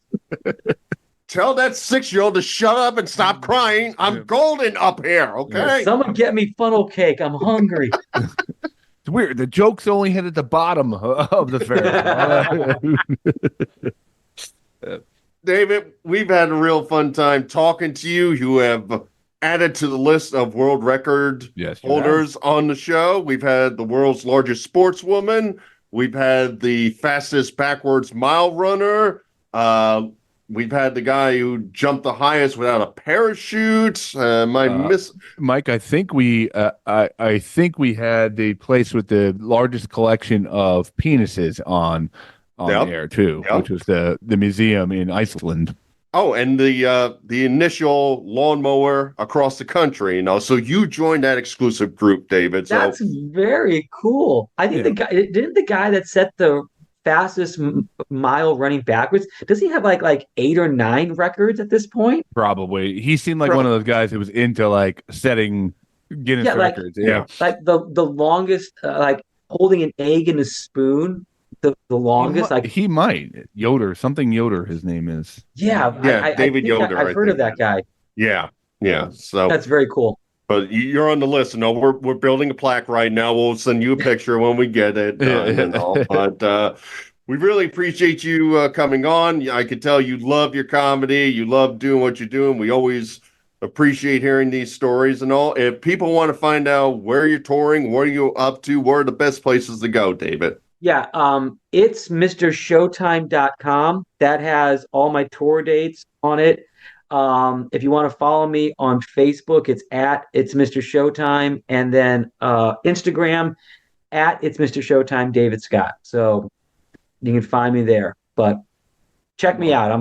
I'm quite amusing on the old social medias. And final question for me, is it a joke or is this real, what you put up on your social media that you were an Underoos model? That's true. That's true. I was a former Underoos Underwear model. I was also fired from being an under. The reason I'm former is I was fired from the gig. We've been asking you the wrong questions. Yeah, I know. Let's delete the first part of the interview. Let's start now. I did a bunch of print ads, which was cool, and then they want to do an actual. What were you rocking? Spider-Man or? No, I was G.I. Joe. Oh, you're the tough kid. Gotcha. Yeah. And they want us to do a commercial, and I was 11 years old, and at 11 years old, I'm not sure what kind of language I'm allowed to say on this show. Whatever you want, buddy. Yeah. At 11 years old, I knew it was the dumbest fucking idea I've ever seen in my life. And I actually found the commercial. I was fired from. God, I want to see this. And you can see just how much I hated being there on my face. And they had me in the front row for the first, and then I was not liking it. So they moved me to the back row, and then they recast me and got some other kid to do my line. And that comedian was Jim Carrey. Yes. And just like that, I was a former Underoos underwear model. Now, you've done a lot of great things in career. You ever think about getting back into that? Yeah. Maybe being the Underoos model, going forward? I'm going to assume that there is a kinky niche in OnlyFans. 100%. 100. Making like $112 a month doing that, You don't have to be driving to these gigs anymore, David. I'd almost do it for free. I don't need the money. I'm going to do it for the art. I'm doing it for the art. Mr. Showtime's new documentary exposing Underoos, The Vice is going to go the dark side of underwear model. The dark side of Underoos. David, thank you so much, man. It's been a pleasure. I love talking to comedians because you guys all just get it. So thank you so much, and good luck with what you got going on. Thank you. This was a blast. Thanks for having me on, guys. I loved it. All right, Mr. Showtime. Mike, the only as he was talking, it definitely inspired me to think about looking into what the record for the longest continuous podcast would be, and if that is a possibility. Now, let me ask you, if we were to try to do that, right, and set that up in some way, which we did, we talked about a little bit after we were done with the interview, what hour marker would you realistically be comfortable shooting for? If you found out the record was 36 hours, or you found out the record was 250 hours, something like that. What would you think is an obtainable goal that is possible? I think no further than 40, I would say. A day and a half, okay, I can go back to my old IT days of overnights, coffee, Red Bull, just have piles of notes ready, If the rules allow it, where we can continuously interview people while we're doing it, that's going to keep me up. But if you're talking about multiple days of non-sleep and just continuously doing the show, and it's like you two are the hosts, you two specifically have to be on the show for the entire time. Sure. I don't think I could do more than 40. I was going to agree with you. I was going to say the 2-day mark would be the one thing I'd be willing to try. The 48 hours, start at midnight, go to the 2 midnights away, like something like that.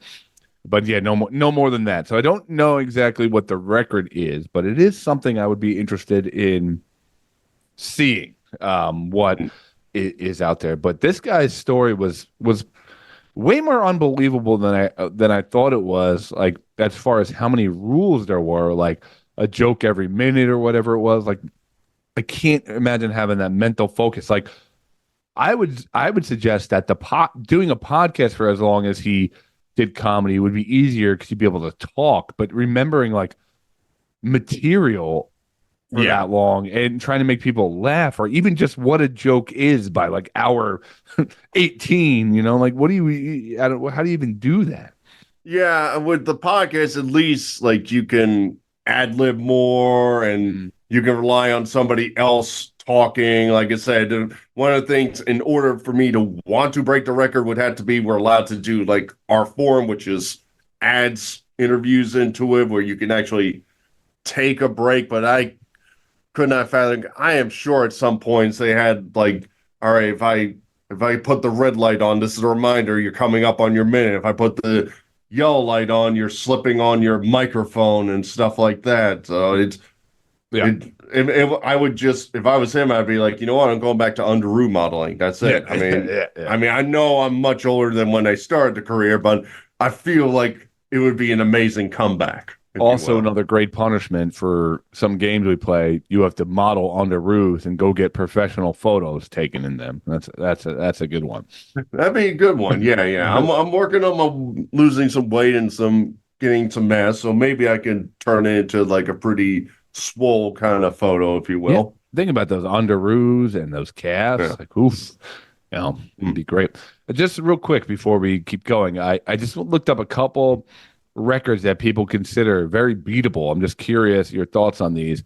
Most CDs balanced on one finger, 50. Do you think you have any chance at that? I mean, hearing it out loud, it sounds feasible. 50. I mean, how much would 50 weigh? I mean, that's like the old, like, used to get like the DVDs that you would burn, CDs. Like, you may not poke your finger through the holes of any of them. Finger must be flat against the CD. That's why Vince McMahon couldn't get that world record. Yes. Most T-shirts put on in 1 minute is 31. You can use any size, short or long sleeve, and you may enlist a friend to help you put them down. We can do this one, dude. That seems so easy if you can get a friend to do it. Like, if it was just me, like 1, 2, 3, I don't think I could do it. But like, if you're saying I'm just going like this and you just hammering down T-shirts on me, I think that's totally doable. That's still pretty quick. That's one shirt every 2 seconds, less than that. Most Jell-O eaten with chopsticks in 1 minute, 3.2 ounces. I'm not that great with chopsticks. I am respectable, as in I could actually like go to a restaurant and eat my sushi with it, but like to be like, oh, this is secondhand, I don't need a fork now. No. Most sticky notes on the face in 1 minute, 58. Must use sticky notes measuring a minimum of 73 millimeters on each side, must be placed there by the individual themselves, and must remain attached for a minimum of 10 seconds. Sounds feasible. I know. I think some of these we should try to break on the show on our own. Yeah, like not even worry about Guinness, just do it. You just do it and just see if we have a chance and send it to them and see what we'd have to do different. Fastest time to place 24 cans in the fridge, 9.76 seconds. Cans must be intact and unopened, must use a commercially available refrigerator, and it must begin with the door closed. If any cans fall over, the attempt is deemed invalid. All right. Regardless if I could do it or not, let me just talk to our people at Guinness for a minute. You're just really accepting everything humanly possible as a record, number one? And number two, how is it you still find weird, stupid rules to attach to these freaking nobody else is attempting this record? I don't know. Most tennis balls held in one hand. This one's top 26. In one hand? Yeah, one hand. Yeah. No, that Must be placed one at a time with a spare hand. All must remain in place for a minimum of 5 seconds. never. All right. That's Most scary. circles around the leg with a basketball in 30 seconds. 68. Yeah, that's less than one a second. Ugh. You got no chance at that one. No. Fastest time to type the alphabet backwards on an iPad. 2 seconds. No. I'm still kind of like, where's the W? Most leapfrog jumps in 30 seconds by a team of 2. We could do this. 32. That would be fun to try. That is. Fastest time to drink 500 milliliters of water. 2.35 seconds. I think I could do that. Okay, well, we can try that out. Most saltine crackers eaten in 1 minute. 10. But I'm guessing it's like no water and it's Yeah. down in the stomach. Oof. Yeah. Nah. Most times jumped into a pair of underwear in 30 seconds. 9. But now we can cross it with our underoos modeling and it'd be perfect. Oh my God. It writes itself. Most push-ups with claps in 1 minute. 77. That's really hard. No, I've been working on push-ups, so no. Yeah. Fastest time to assemble Mr. Potato Head while blindfolded. 16.17 seconds. I think you have a chance at this one. Again, now we're getting into levels where it's just like we have like bags of different ideas and you're just grabbing like 5 things at random and saying this is the world record I'm breaking. Yeah, but that's what's fun about it. Most coins stacked in 30 seconds. 51. And you got to do them one at a time. Like, do I get to pick the coins? Like, if it's a dime, that'd be too hard. Okay. Only one hand can be used. No. Last two, fastest time to put on a double duvet cover. I don't even know what that is, so no. That's the cover that goes on a comforter on your bed. It goes on the top of the blanket. It's like impossible to do. 26 seconds. All right. Last one. Most marshmallows eaten in 1 minute. 25. It Must be- sounds doable, but I've always heard like marshmallows is the one thing you can't get a Heimlich on. So no, I won't That'd try. be great if you died that way. So which one would you think you had a possibility of breaking? If I had to pick one, I'd probably try the Post-its one. Yeah, I kind of agree with that one. It seems like the most reasonable one. Yeah. So, okay. Yeah. So maybe That's my lifelong goal. so either we'll have the longest podcast or posted face record soon. So, no problem. Why not both? Like that's how we end the 40-hour podcast. We just shove Post-its all in their face and then fall asleep. That's it. All right, Mike. What do we got? Well, Scott, it's our usually New Year annual tradition to play our little March Madness celebrity death game we call God Complex. Yeah. For those who don't know, generally every year what we do is we make up March Madness brackets of all the celebrities that died in the previous year, and Scott has to make the decision of whom he's going to bring back to life, whether it's he was really into the person, whether he just thinks it would be a funny guest to have on, whatever reason he comes up with, Scott's going to decide which ones advance, and then the last one will be back to life. So why is it so late this year? Usually that's our first bit of the New Year. It's almost February.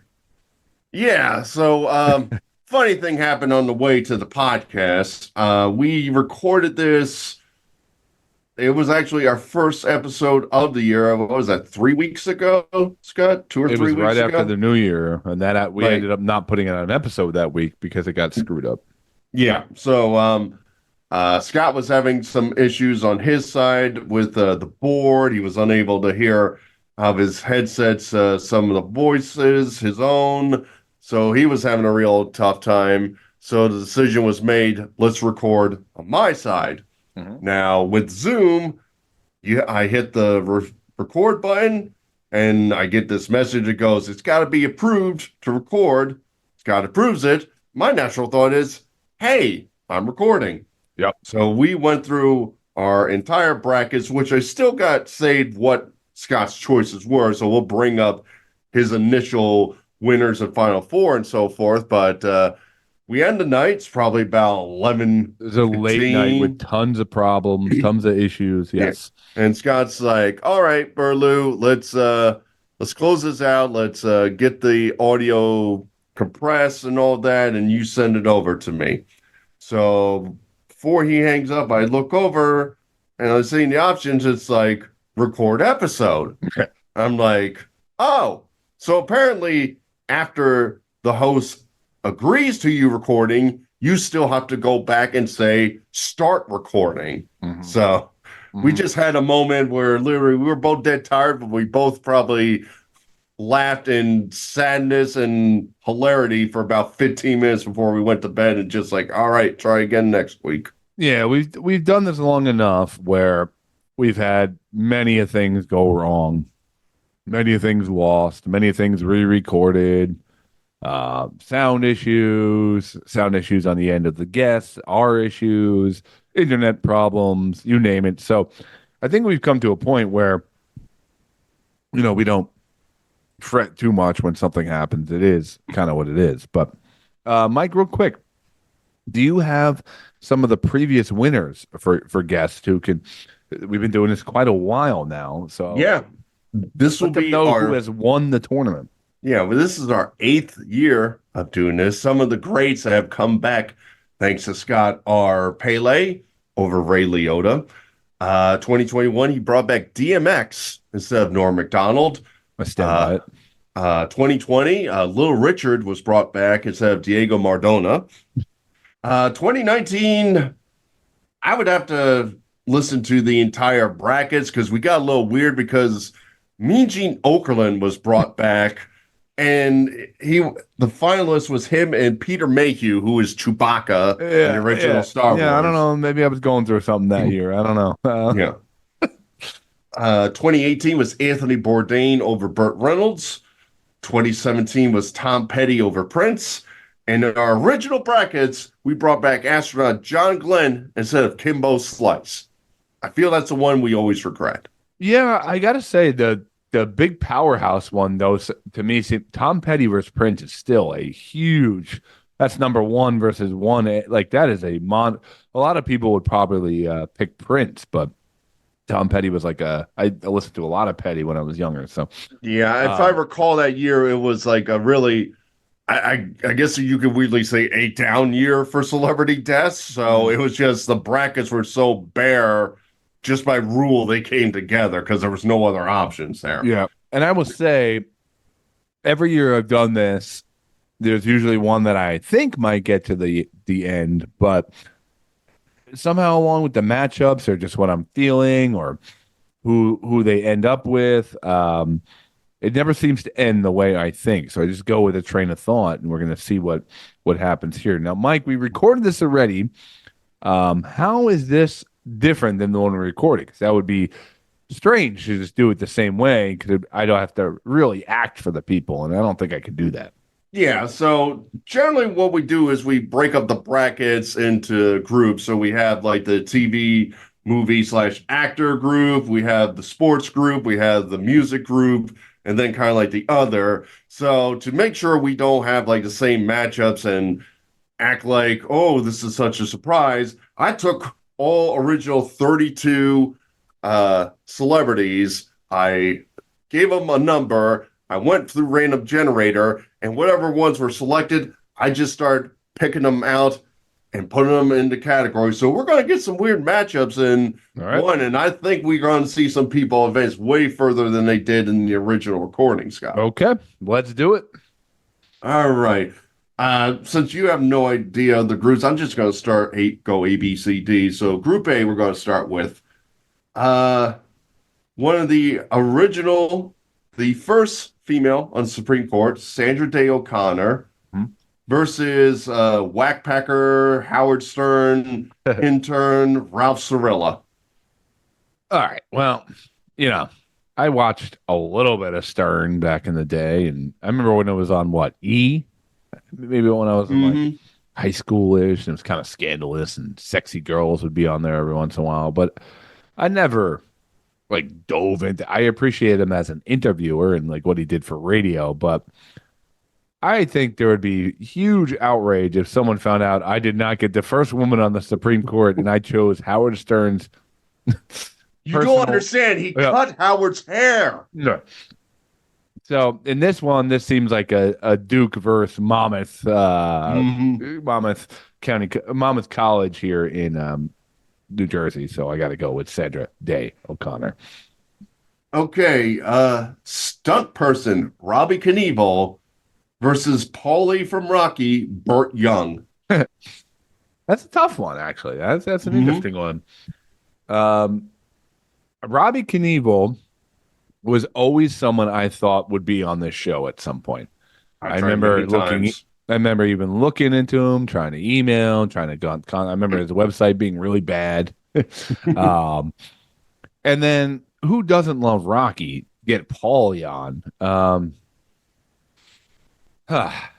This is actually a tough first round matchup here. I think for the stat of like iconic figures, this isn't Evil Knievel. This is his son. But to get Paulie from Rocky, I think would be pretty cool. So I think I'm going to go Paulie on this one, actually. Wow. Yeah. A little surprised by that one. Okay. I am too, honestly. But like if I told you I had Robbie Knievel, everybody like, that's really cool. But if I sent like everyone, including like my dad's age, my uncles and aunts and stuff, and said we had Paulie on, I think people would be pretty stoked to hear that, or think that was pretty cool, because I feel like he wouldn't be very available. So Yeah. All right. I feel that. All right. Legendary college coach Bobby Knight versus 90s pop singer Sinead O'Connor. that's a big matchup too. Sinead O'Connor, not because I'm like a fan of her music, really, just a couple songs that people know, but she was like a very vocal figure in like Irish politics and women's rights and like she did a lot of like publicity stunts. She sang for Conor McGregor when he came out, which would be a really cool talking point. But I think I got to go the other way. Just because of, I don't know. I think that the reach would be bigger on option one. So I'm going to go with them. Bobby Knight. Gotcha. All right. Final one from grouping A, TV minister Pat Robertson versus Friends Matthew Perry. See, I don't think this is much of a matchup here. Now I'm not Mr. Friends. I know a lot of people really love that show. I caught my decent amount of episodes when it used to like follow Seinfeld on like Fox or like Channel 11 or whatever. But the pastor guy, I don't know much about him really. Like I know his face. I don't know really much else about him. Matthew Perry, like he just died, and like it was a big blow for everyone. So I think I gotta bring Matthew Perry back. Okay, and we're done with Group A. So starting with Group B. Interesting. 70s TV star, actually 90s TV star, Thigh Master, Suzanne Summers versus jazz pop singer Tony Bennett. Oof. Suzanne Summers versus Tony Bennett. Tough one here. Yeah. Two household names. Tony Bennett, Rat Pack, crooner, singer. And then Suzanne Summers, who doesn't love Suzanne Summers, and all these shows growing up. I think at this point, I think it'd be really cool to talk to someone with Rat Pack connections. I think he would provide a very interesting story. He might be a little bit more personable on the podcast. I bet you he has some crazy stories where Suzanne always seemed kind of nice and wholesome. I don't really know much about her background, but I think I'm going to take Tony Bennett on this one. All right. One of the original sex symbols in movies, Vince McMahon. Raquel Welch versus television producer legend, All in the Family, Jefferson's Maud, Norman Lear. I think now I will openly admit I don't know much about either one of them. I know who they are. I know Raquel Welch, pictures of her. I know she was like very sexy, Norman Lear, I know the name. I don't know much beyond that. So I just think now in the Gone Complex game, I don't know if we've ever discussed this, but can I bring her back at any age? Like, can I bring her back in her hot prime? Or is she just coming back kind of old? I mean, you are God in this situation, so I guess you can manipulate the time there. All right, I'm going to bring the hot, sexy Raquel Welch back. Why not? Gotcha. Okay. I mean, that's a new wrinkle in the game I never even thought of. Can I bring them back at any point in their life? Or do I bring back some old geezer and then he just dies 6 months after that? I think this is, when I saw this matchup come up, I think this is going to be a tough one for you. Yeah. Tim McCarver. Yeah. Baseball player, announcer, versus Richard Roundtree, Shaft. This is a tough one because Tim McCarver, when we originally recorded, I was saying, was kind of a voice when I was growing up because I watched so many Mets games. I was obsessed with baseball. He did a ton of Met games. He was kind of the voice of the Mets for a while. But then, do you imagine me posting a picture online and being like, I brought Shaft back, and me and him arm in arm, me and Shaft? And you can bring Prime Shaft back. Oh, Prime Shaft, which is your nickname in college. Oh, of course, man. I'm gonna bring Prime Shaft, bring old Prime Shaft right in those black exploitation era movies. Bring Shaft back for me. Shaft. Okay. And the final one of this bracket, legendary linebacker, Football Hall of Famer Dick Butkus versus legendary musician, Hall of Famer, Crosby, Stills, and Nash, David Crosby. Wow. That's a tough matchup because those are two guys I would 100% love to chat with. B bracket was hard. Yeah. In so many different ways. Like Crosby, Stills, and Nash. David Crosby's regarded one of the best musicians, folk kind of musicians ever. But Dick Butkus, I swear to God, I heard my nephew, who is 8, joking around with his friends about the name Dick Butkus the other day. This is an 8-year-old. He 40 years, away from Dick Butkus even being relevant. Classics never die. Yeah. I think I'm going with Dick Butkus. The Bears. I'm going to bring Dick Butkus back. Okay. Yeah, that was a tough bracket.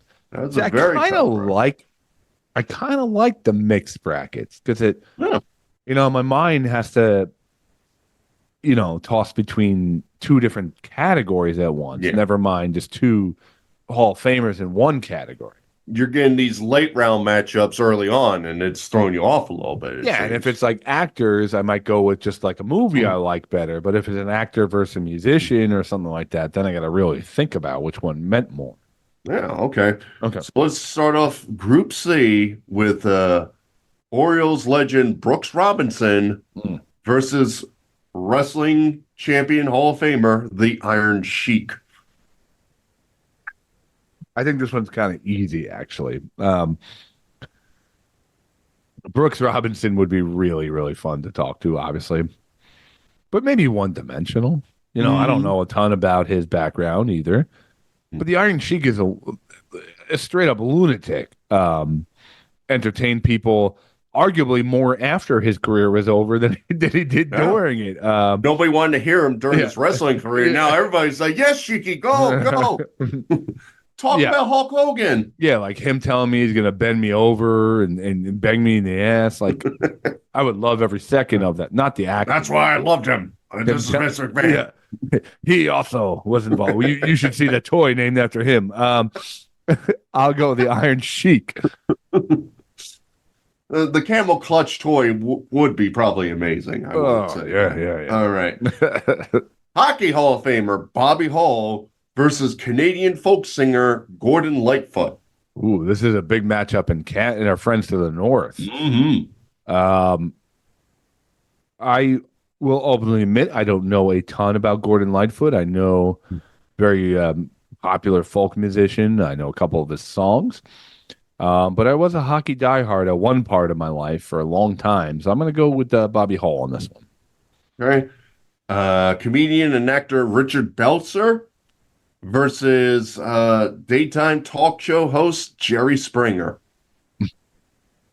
To me, this is a no-brainer. Mm-hmm. Sorry, Richard. Like, you just didn't do enough for me to not want to talk to Jerry Springer. Like, never mind interviewing, just even having a conversation with that guy privately has to be really interesting. Was he a nice guy? Did he love the craziness of that? He also had like a political stint. Like, he's got to be a really interesting guy to talk to. So, Jerry, all the way. Okay. And finally, in bracket C, we have former First Lady Rosalind Carter versus NFL Hall of Famer, actor Jim Brown. How are you going to put a first lady against Jim Brown? This is a tough one. This is how the numbers go, okay? Believe me, when Belzer versus Springer came up, I'm like, oh, I wonder what's going to happen here. Oh, man. There's a lot of great athletes out there. But there's only how many living first ladies, right? There's probably like 5. Oh, 6. 3 or 4. Let's see. Barbara's dead, right? She died. Yeah. So Michelle Obama, Joe, Ivanka, Hillary. I think one more. George W.'s wife is still alive, right? I think she is. And then, So 3 or 4, something like that. So it's like, okay, Jim Brown, one of the most influential African-American athletes of all time, versus one of the very, very, very few people in the group of first ladies that you'd ever get to talk to. So that this makes it interesting, more interesting than I thought, even when you said this, now that I'm thinking about it. But you know what? But then again, like, I don't know. I saw interviews with Jim Brown, and he was kind of like Bill Belichick-y. He kind of deflected everything. He was very like douchey. Yeah, like kind of didn't want to answer. Man, I feel like I'm going to get barbecued for either one of these answers. Now, also remember the angle we brought up. Like, you can get him when he was younger and angrier and wanted to speak out more. That's true. Well, I also don't want super old, crusty Carter either there. Like, I don't want dementia Carter. I want to talk to her in her prime. How's your husband in hospice? Yeah. I'll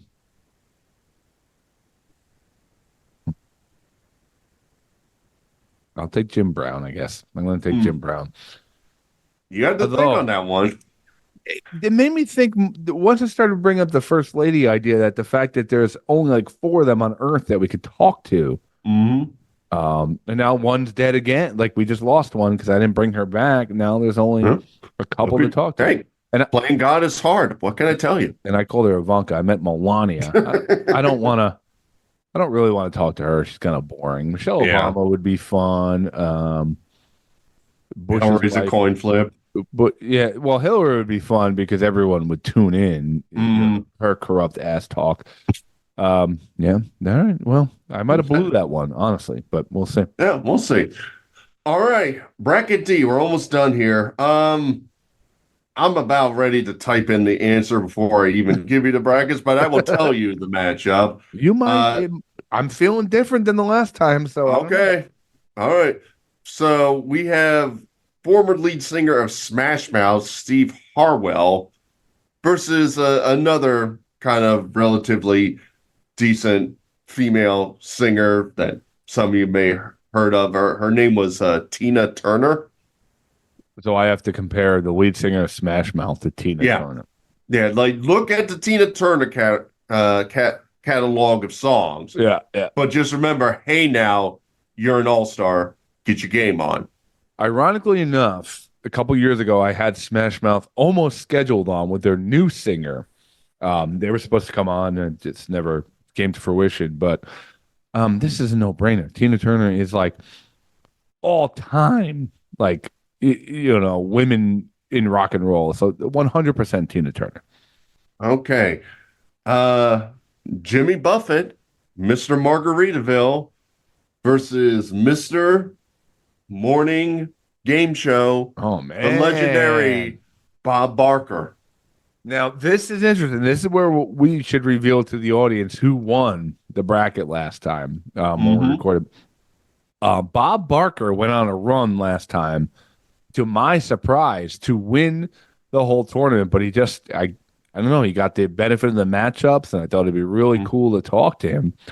But he was not matched up against Jimmy Buffett. Now, I am not. I will jam to you put Cheeseburger in Paradise on a barbecue. I'm singing.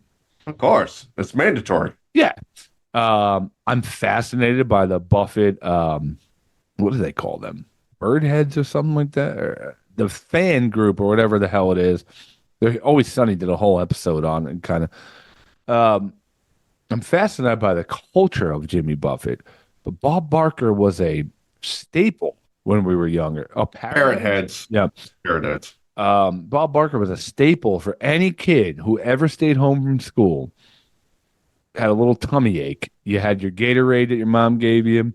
She probably went to work or did something and said, you'll be okay, and you put on Price is Right, or you faked that you were sick and you still put on Price is Right. Mm-hmm. Ooh, this is a tough one. I'm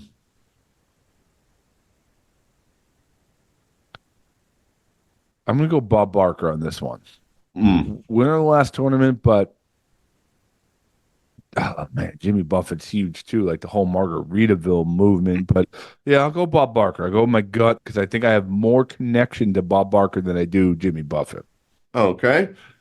Elvis's daughter, Michael Jackson's ex, Lisa Marie Presley, versus some guy who had a Saturday morning cartoon show known as Paul Reubens, a.k.a. Pee Wee Herman. Now, Presley would be fascinating to talk to just based on her dad and her husband, like two of the all-time biggest names in music ever.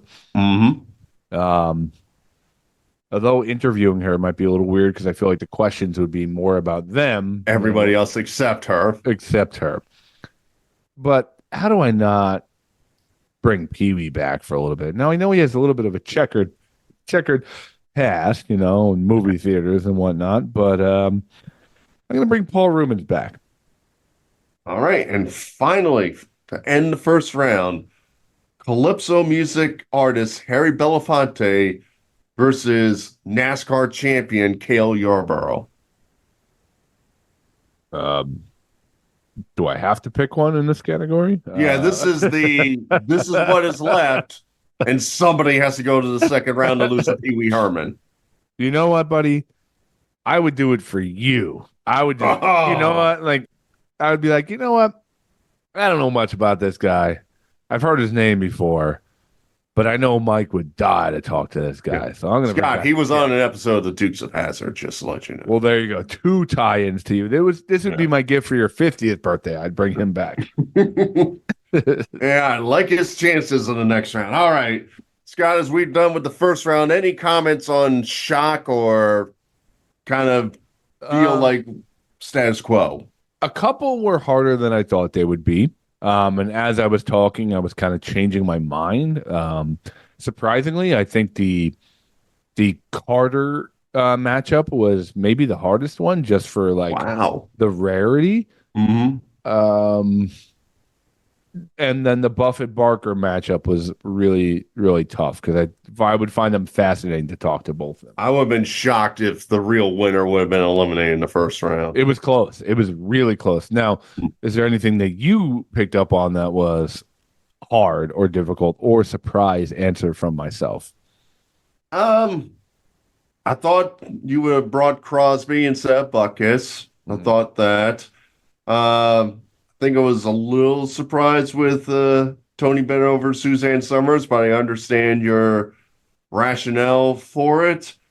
Yeah, I think bracket B is just like a murderer's row of, man, some of these should be going further and they're going to get eliminated early, where maybe we'll start be mixing them up instead of categories next year. Imagine in the afterlife, like somehow you tapped into something and this was a possibility and they're all huddled around, like waiting for their chance. And they're like, God damn it, this douchebag guy from New Jersey just killed me again. Like I had a chance at going back. I mean, his rationale was that he never heard of me. I just like how Harry Belafonte and Kale Yarbrough just looking at each other. Why did we even show up for this? Yeah. We know what's happening here. All right, let's do it. Round 2. Group A, Sandra Day O'Connor versus Paulie, a.k.a. Burt Young. Ooh. Again, this is one I feel like if I don't choose the right answer, people will be like, are you kidding me? The first female Supreme Court justice? But would she give a good interview? I don't know. Was she a little stiff around a little rough around the edges? I don't know. But I don't know. I don't know much about Paulie other than being Paulie. Yeah. Like, I'm sure he did a lot of other things, but I can't recall many of them. I think I'm going to go with the right answer here. I'm going to go with the moral code, and I'm going to take Sandra Day O'Connor over Uncle Paulie. You know what? Supreme Court justice, again, we're talking into very small percentage territory of ever getting to talk to one of them. So I will go with that. All right. The other thing would be like, is she even allowed to talk about half the things she's done? You know? I mean, if we're bringing back to life, I mean, I feel like we're allowed to force her stuff, you know? But I don't want recognized Sandra Day O'Connor. I want like she's in college figuring her life out. Some random stage of her. All right. Bobby Knight versus Matthew Perry. Big matchup here. Oof. Matthew Perry meant a lot to a lot of people.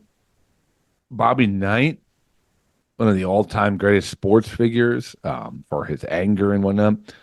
Although, like, in interviews, I didn't think he was ever like super rah-rah, but he was just like more that guy in the court.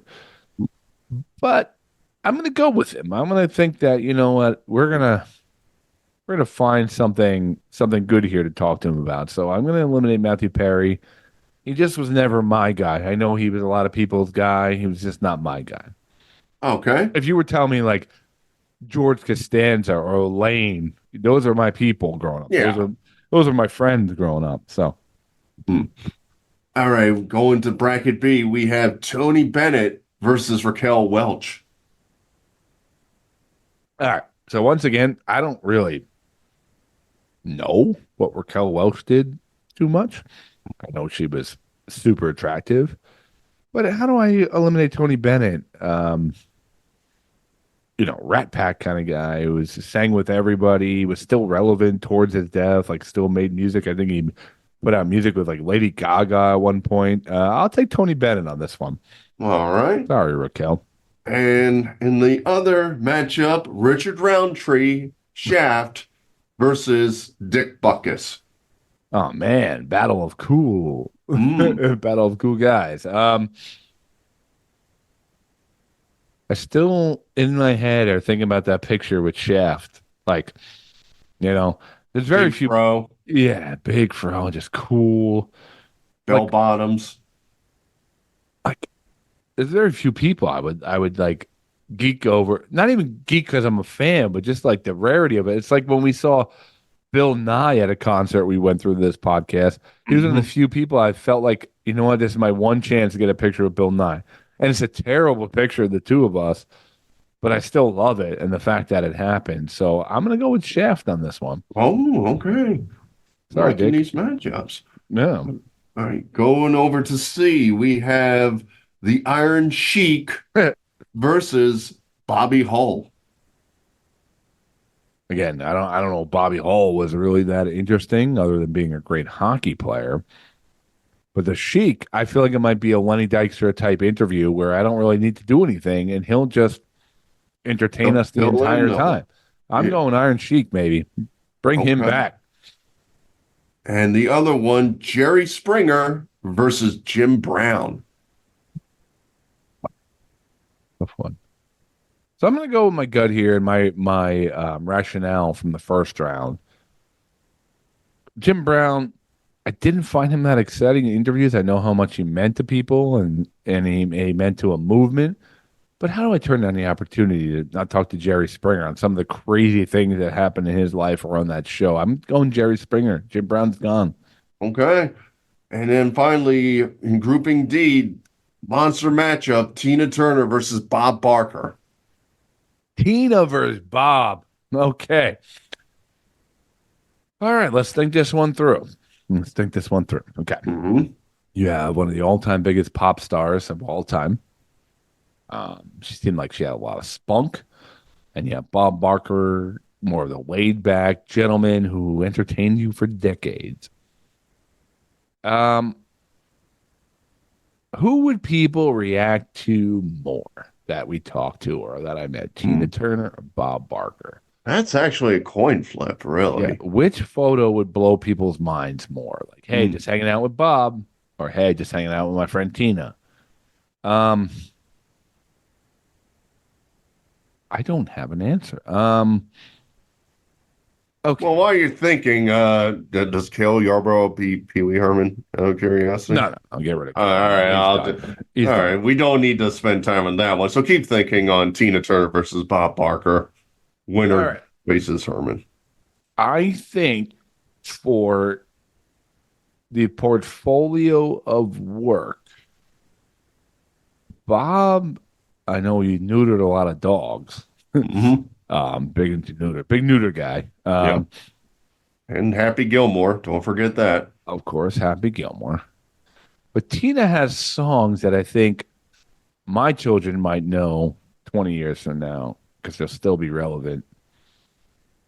I think this is where Bob Barker meets his demise. I think I'm going to choose Tina Turner. Wow, the guy who had the slot just got eliminated. The paper champ. Yeah. He almost got left out in the first round. My God. This is what I'm saying. It's not really a thing. It just comes down to matchups. All right, Scott. Now we're getting the champions of each bracket right now with these 4 matchups. So I will also say, as of right now, I could honestly say I'm not leaning towards one person right now. I'm kind of when you mix the brackets up like this, it's kind of also harder to remember. Like, okay, I know my sports guy is going to win. I know my music guy. Now I'm like, okay, I kind of forget who's matching up against each other. So kind of like this format better, honestly. Oh, okay. Here we go. Who is leaving bracket A? Is it Sandra Day O'Connor or is it Bobby Knight?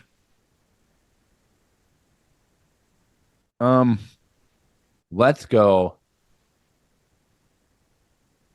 Bobby Knight. I know more about him. Sandra Day O'Connor, I know I'm a buffoon that doesn't even know enough to probably talk to her, or my interview would be very like, so how'd you get your start in law? And like, did you like Roe or Wade? Yeah. Tell me what you know. Tell me your writing style. Like, how do you write? She'd be like, Can you get me out of this traffic ticket? Yeah. Bobby Knight. Okay. Champion of bracket B. Is it Tony Bennett or is it Richard Roundtree? Oh, man. Here we go. We have a matchup of 2 cool guys right here. 2 slick guys. Like, you're not going to have a bad time hanging out with them at a bar. I don't think so. I don't think Tony Bennett had a bad reputation. And not at all. I don't know much about Shaft, other than him being super cool all the time. Um, When they say he's a bad mother, and then I had to shut my mouth. yeah, shut your mouth. Shaft, hmm. I think I'm gonna get rid of Mr. Anthony Bennett here. I think I'm gonna let Shaft go one more get through. Wow, I think I'm gonna let Shaft go through. that's amazing. Yeah, I don't know. I don't know. It'd be cool to talk to him. Hmm.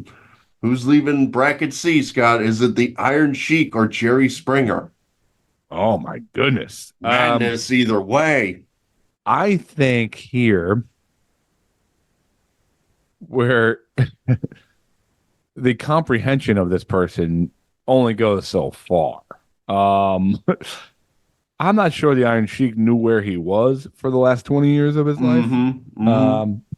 But Jerry always seemed pretty with it as far as interviews and hosting. I think the Iron Sheik meets his demise right now, and I'm going to go with Jerry Springer. Okay. And the for bracket D, is it Tina Turner or Pee Wee Herman? Tina versus Pee Wee. Tina versus Pee Wee. I think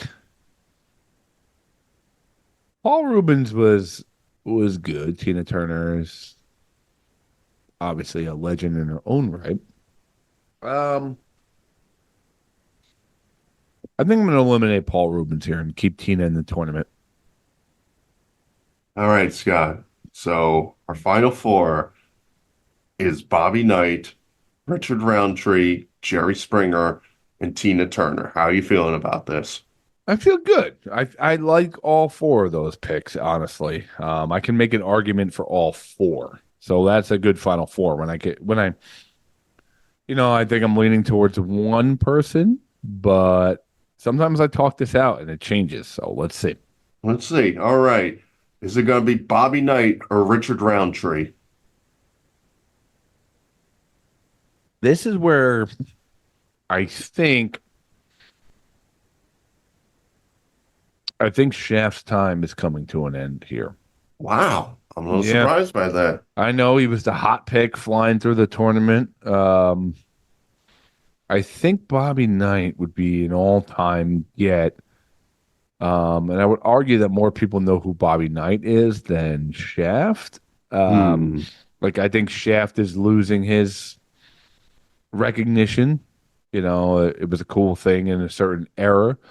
Whereas Bobby Knight, I think you're still going to see him on like greatest college coaches of all time, like documentaries and very interesting. And, he's going to be a throwback now because you can't even do any of the things he does anymore. Because athletes it's a different era of athlete where they have to be like best friends with them. I'm going to go with Bobby Knight. All right. And who will Bobby be facing in the championship? Is it Jerry Springer or Tina Turner? Yeah, this was when you said the final four. This was, I think, the tougher of the sides.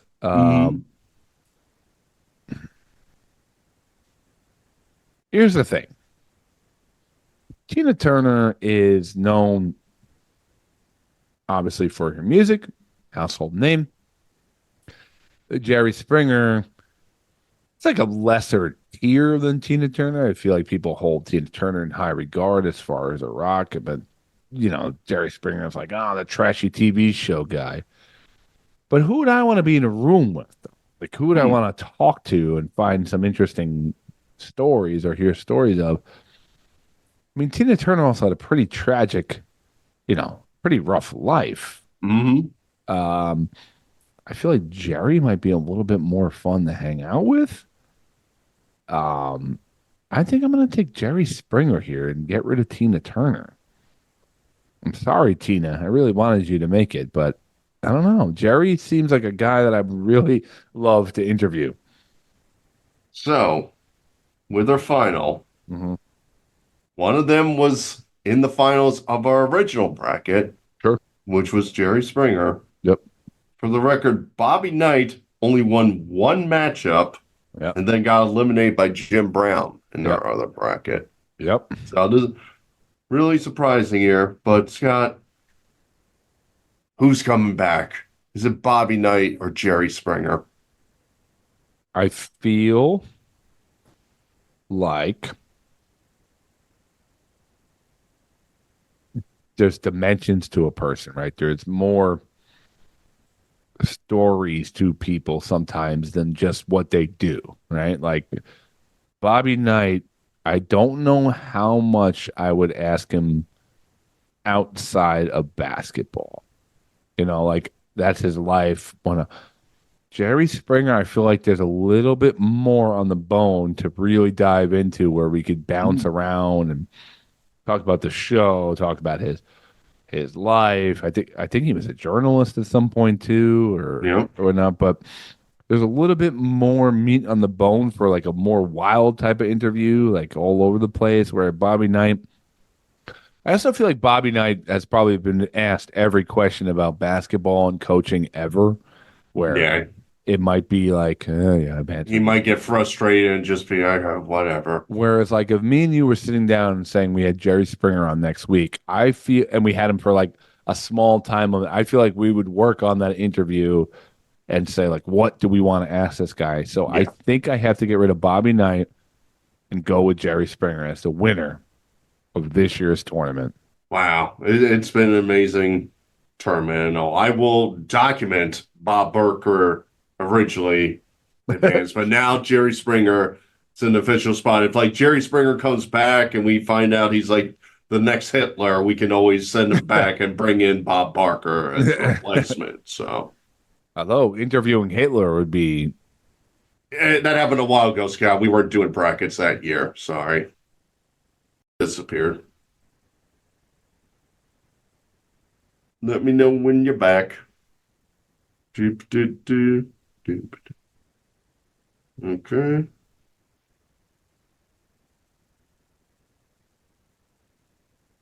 Hello? Check. Yeah, try it again. Oh. There you go. Now you're back. Right. Although interviewing Hitler would be quite a interesting episode to put out after like Laser. Yeah, well, that and the fact that you're going to get young Hitler on the show, so that'll be really like his cool inception of the whole idea. So yeah, like what if like him coming on this show would change him, and we could alter time. Yeah, because we're not the perfect blonde hair, blue eyed spectrum of what he envisioned. He would definitely be recruiting us if he came on the podcast. He would try to get like, oh, you guys are above 6 foot, you're white, you're. Yeah, we begin emails afterwards, so what are you doing later? Yeah. I put camera in your toilet. I want you to be a soldier. Then he'd be like, wait a minute, Burlu, what did you marry? And then that'd be over. Yeah, so is there anything that, like any big shocks to you or things you were upset by, things that you would have, or who you would have had in the finals if you had a choice?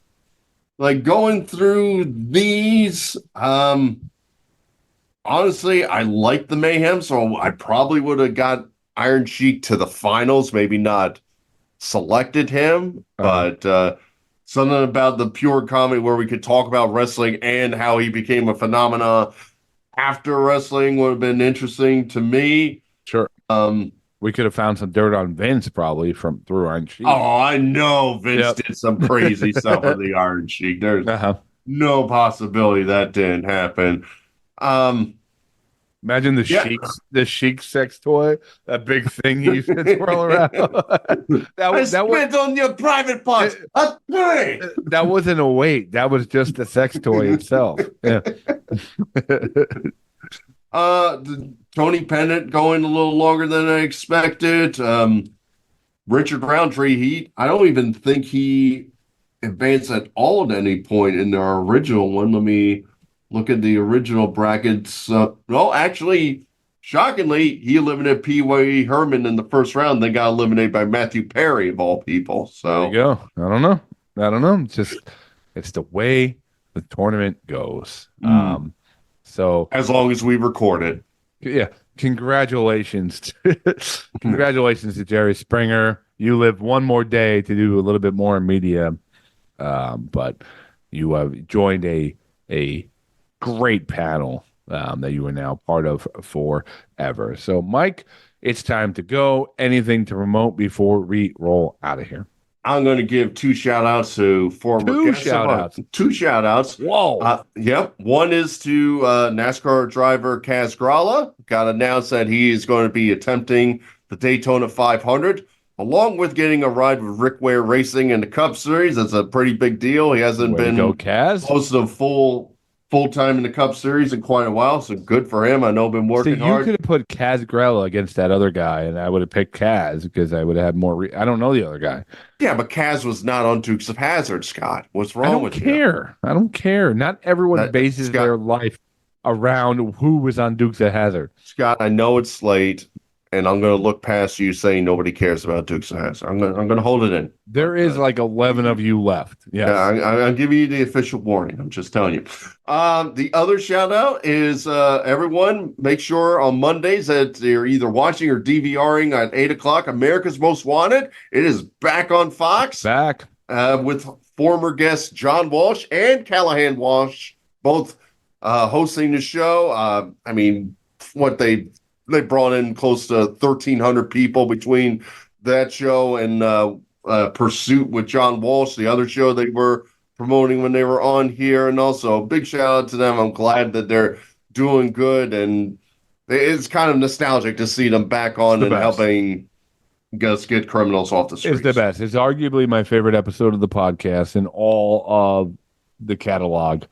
Having John Walsh on and his son Callahan. They were doing a show. I forget what network it was on. Maybe Discovery. I don't know. But they were doing a show called In Pursuit. But America's Most Wanted is back. It is definitely in my Mount Rushmore of episodes of the podcast. I don't remember what episode it was. But it was kind of one of. There's been few moments in this show that were like unbelievable. Like, is this who we're actually talking to? And yes, and it was that good, and the interview was fantastic. So, side fact, it's the one guest where my wife is begging if he ever's back on to get to ask him questions. And be like, my husband scares me. Can you help prevent this before I die? And I'll be like, wait till we get back. And I'm going to Vince McMahon you so bad when we get back to that bedroom. Do you want to see Psycho Sid? Do you want to see it? You won't be able to walk afterwards. Yeah. Anyway, I'll quickly promote. I'm doing the Polar Bear Plunge for Special Olympics in 3 or 4 weeks. It's on February 20, whatever that weekend is, 24th, I think. It is the largest fundraiser for the Special Olympics, a cause near and dear to my heart. Me and my family all go out there every year and raise money. In the past, there's been years where we've raised over $8,000. And it is one of the few charities, supposedly, that is very transparent. It goes all to the cause of Special Olympics. Go on Polar Bear Plunge NJ.org. If you look up Frozen Clovers, that's my team. If not, just donate to the cause. It is a great cause and something that I have a lot of fun with every single year. So, guys, that is it. We will be back with our wrap-up of the Gladiators expose, if you will, and someone will be singing the national anthem. Right now, it's me, but I'm a comeback kid. I perform way better in the late rounds. I'm, hopefully going to take Mike down because there's nothing better in my head than Mike singing the national anthem. So I am determined. We are working on that. That'll come out next week. Bob Barker thought the same thing, and look what happened in this round. Other than that, guys, this has been a really fun episode. Life is funny. Laugh at it. Keep the wind at your back. And if you want to donate your bodily fluids for our next contest, please contact Scott Brennan in Denville, New Jersey.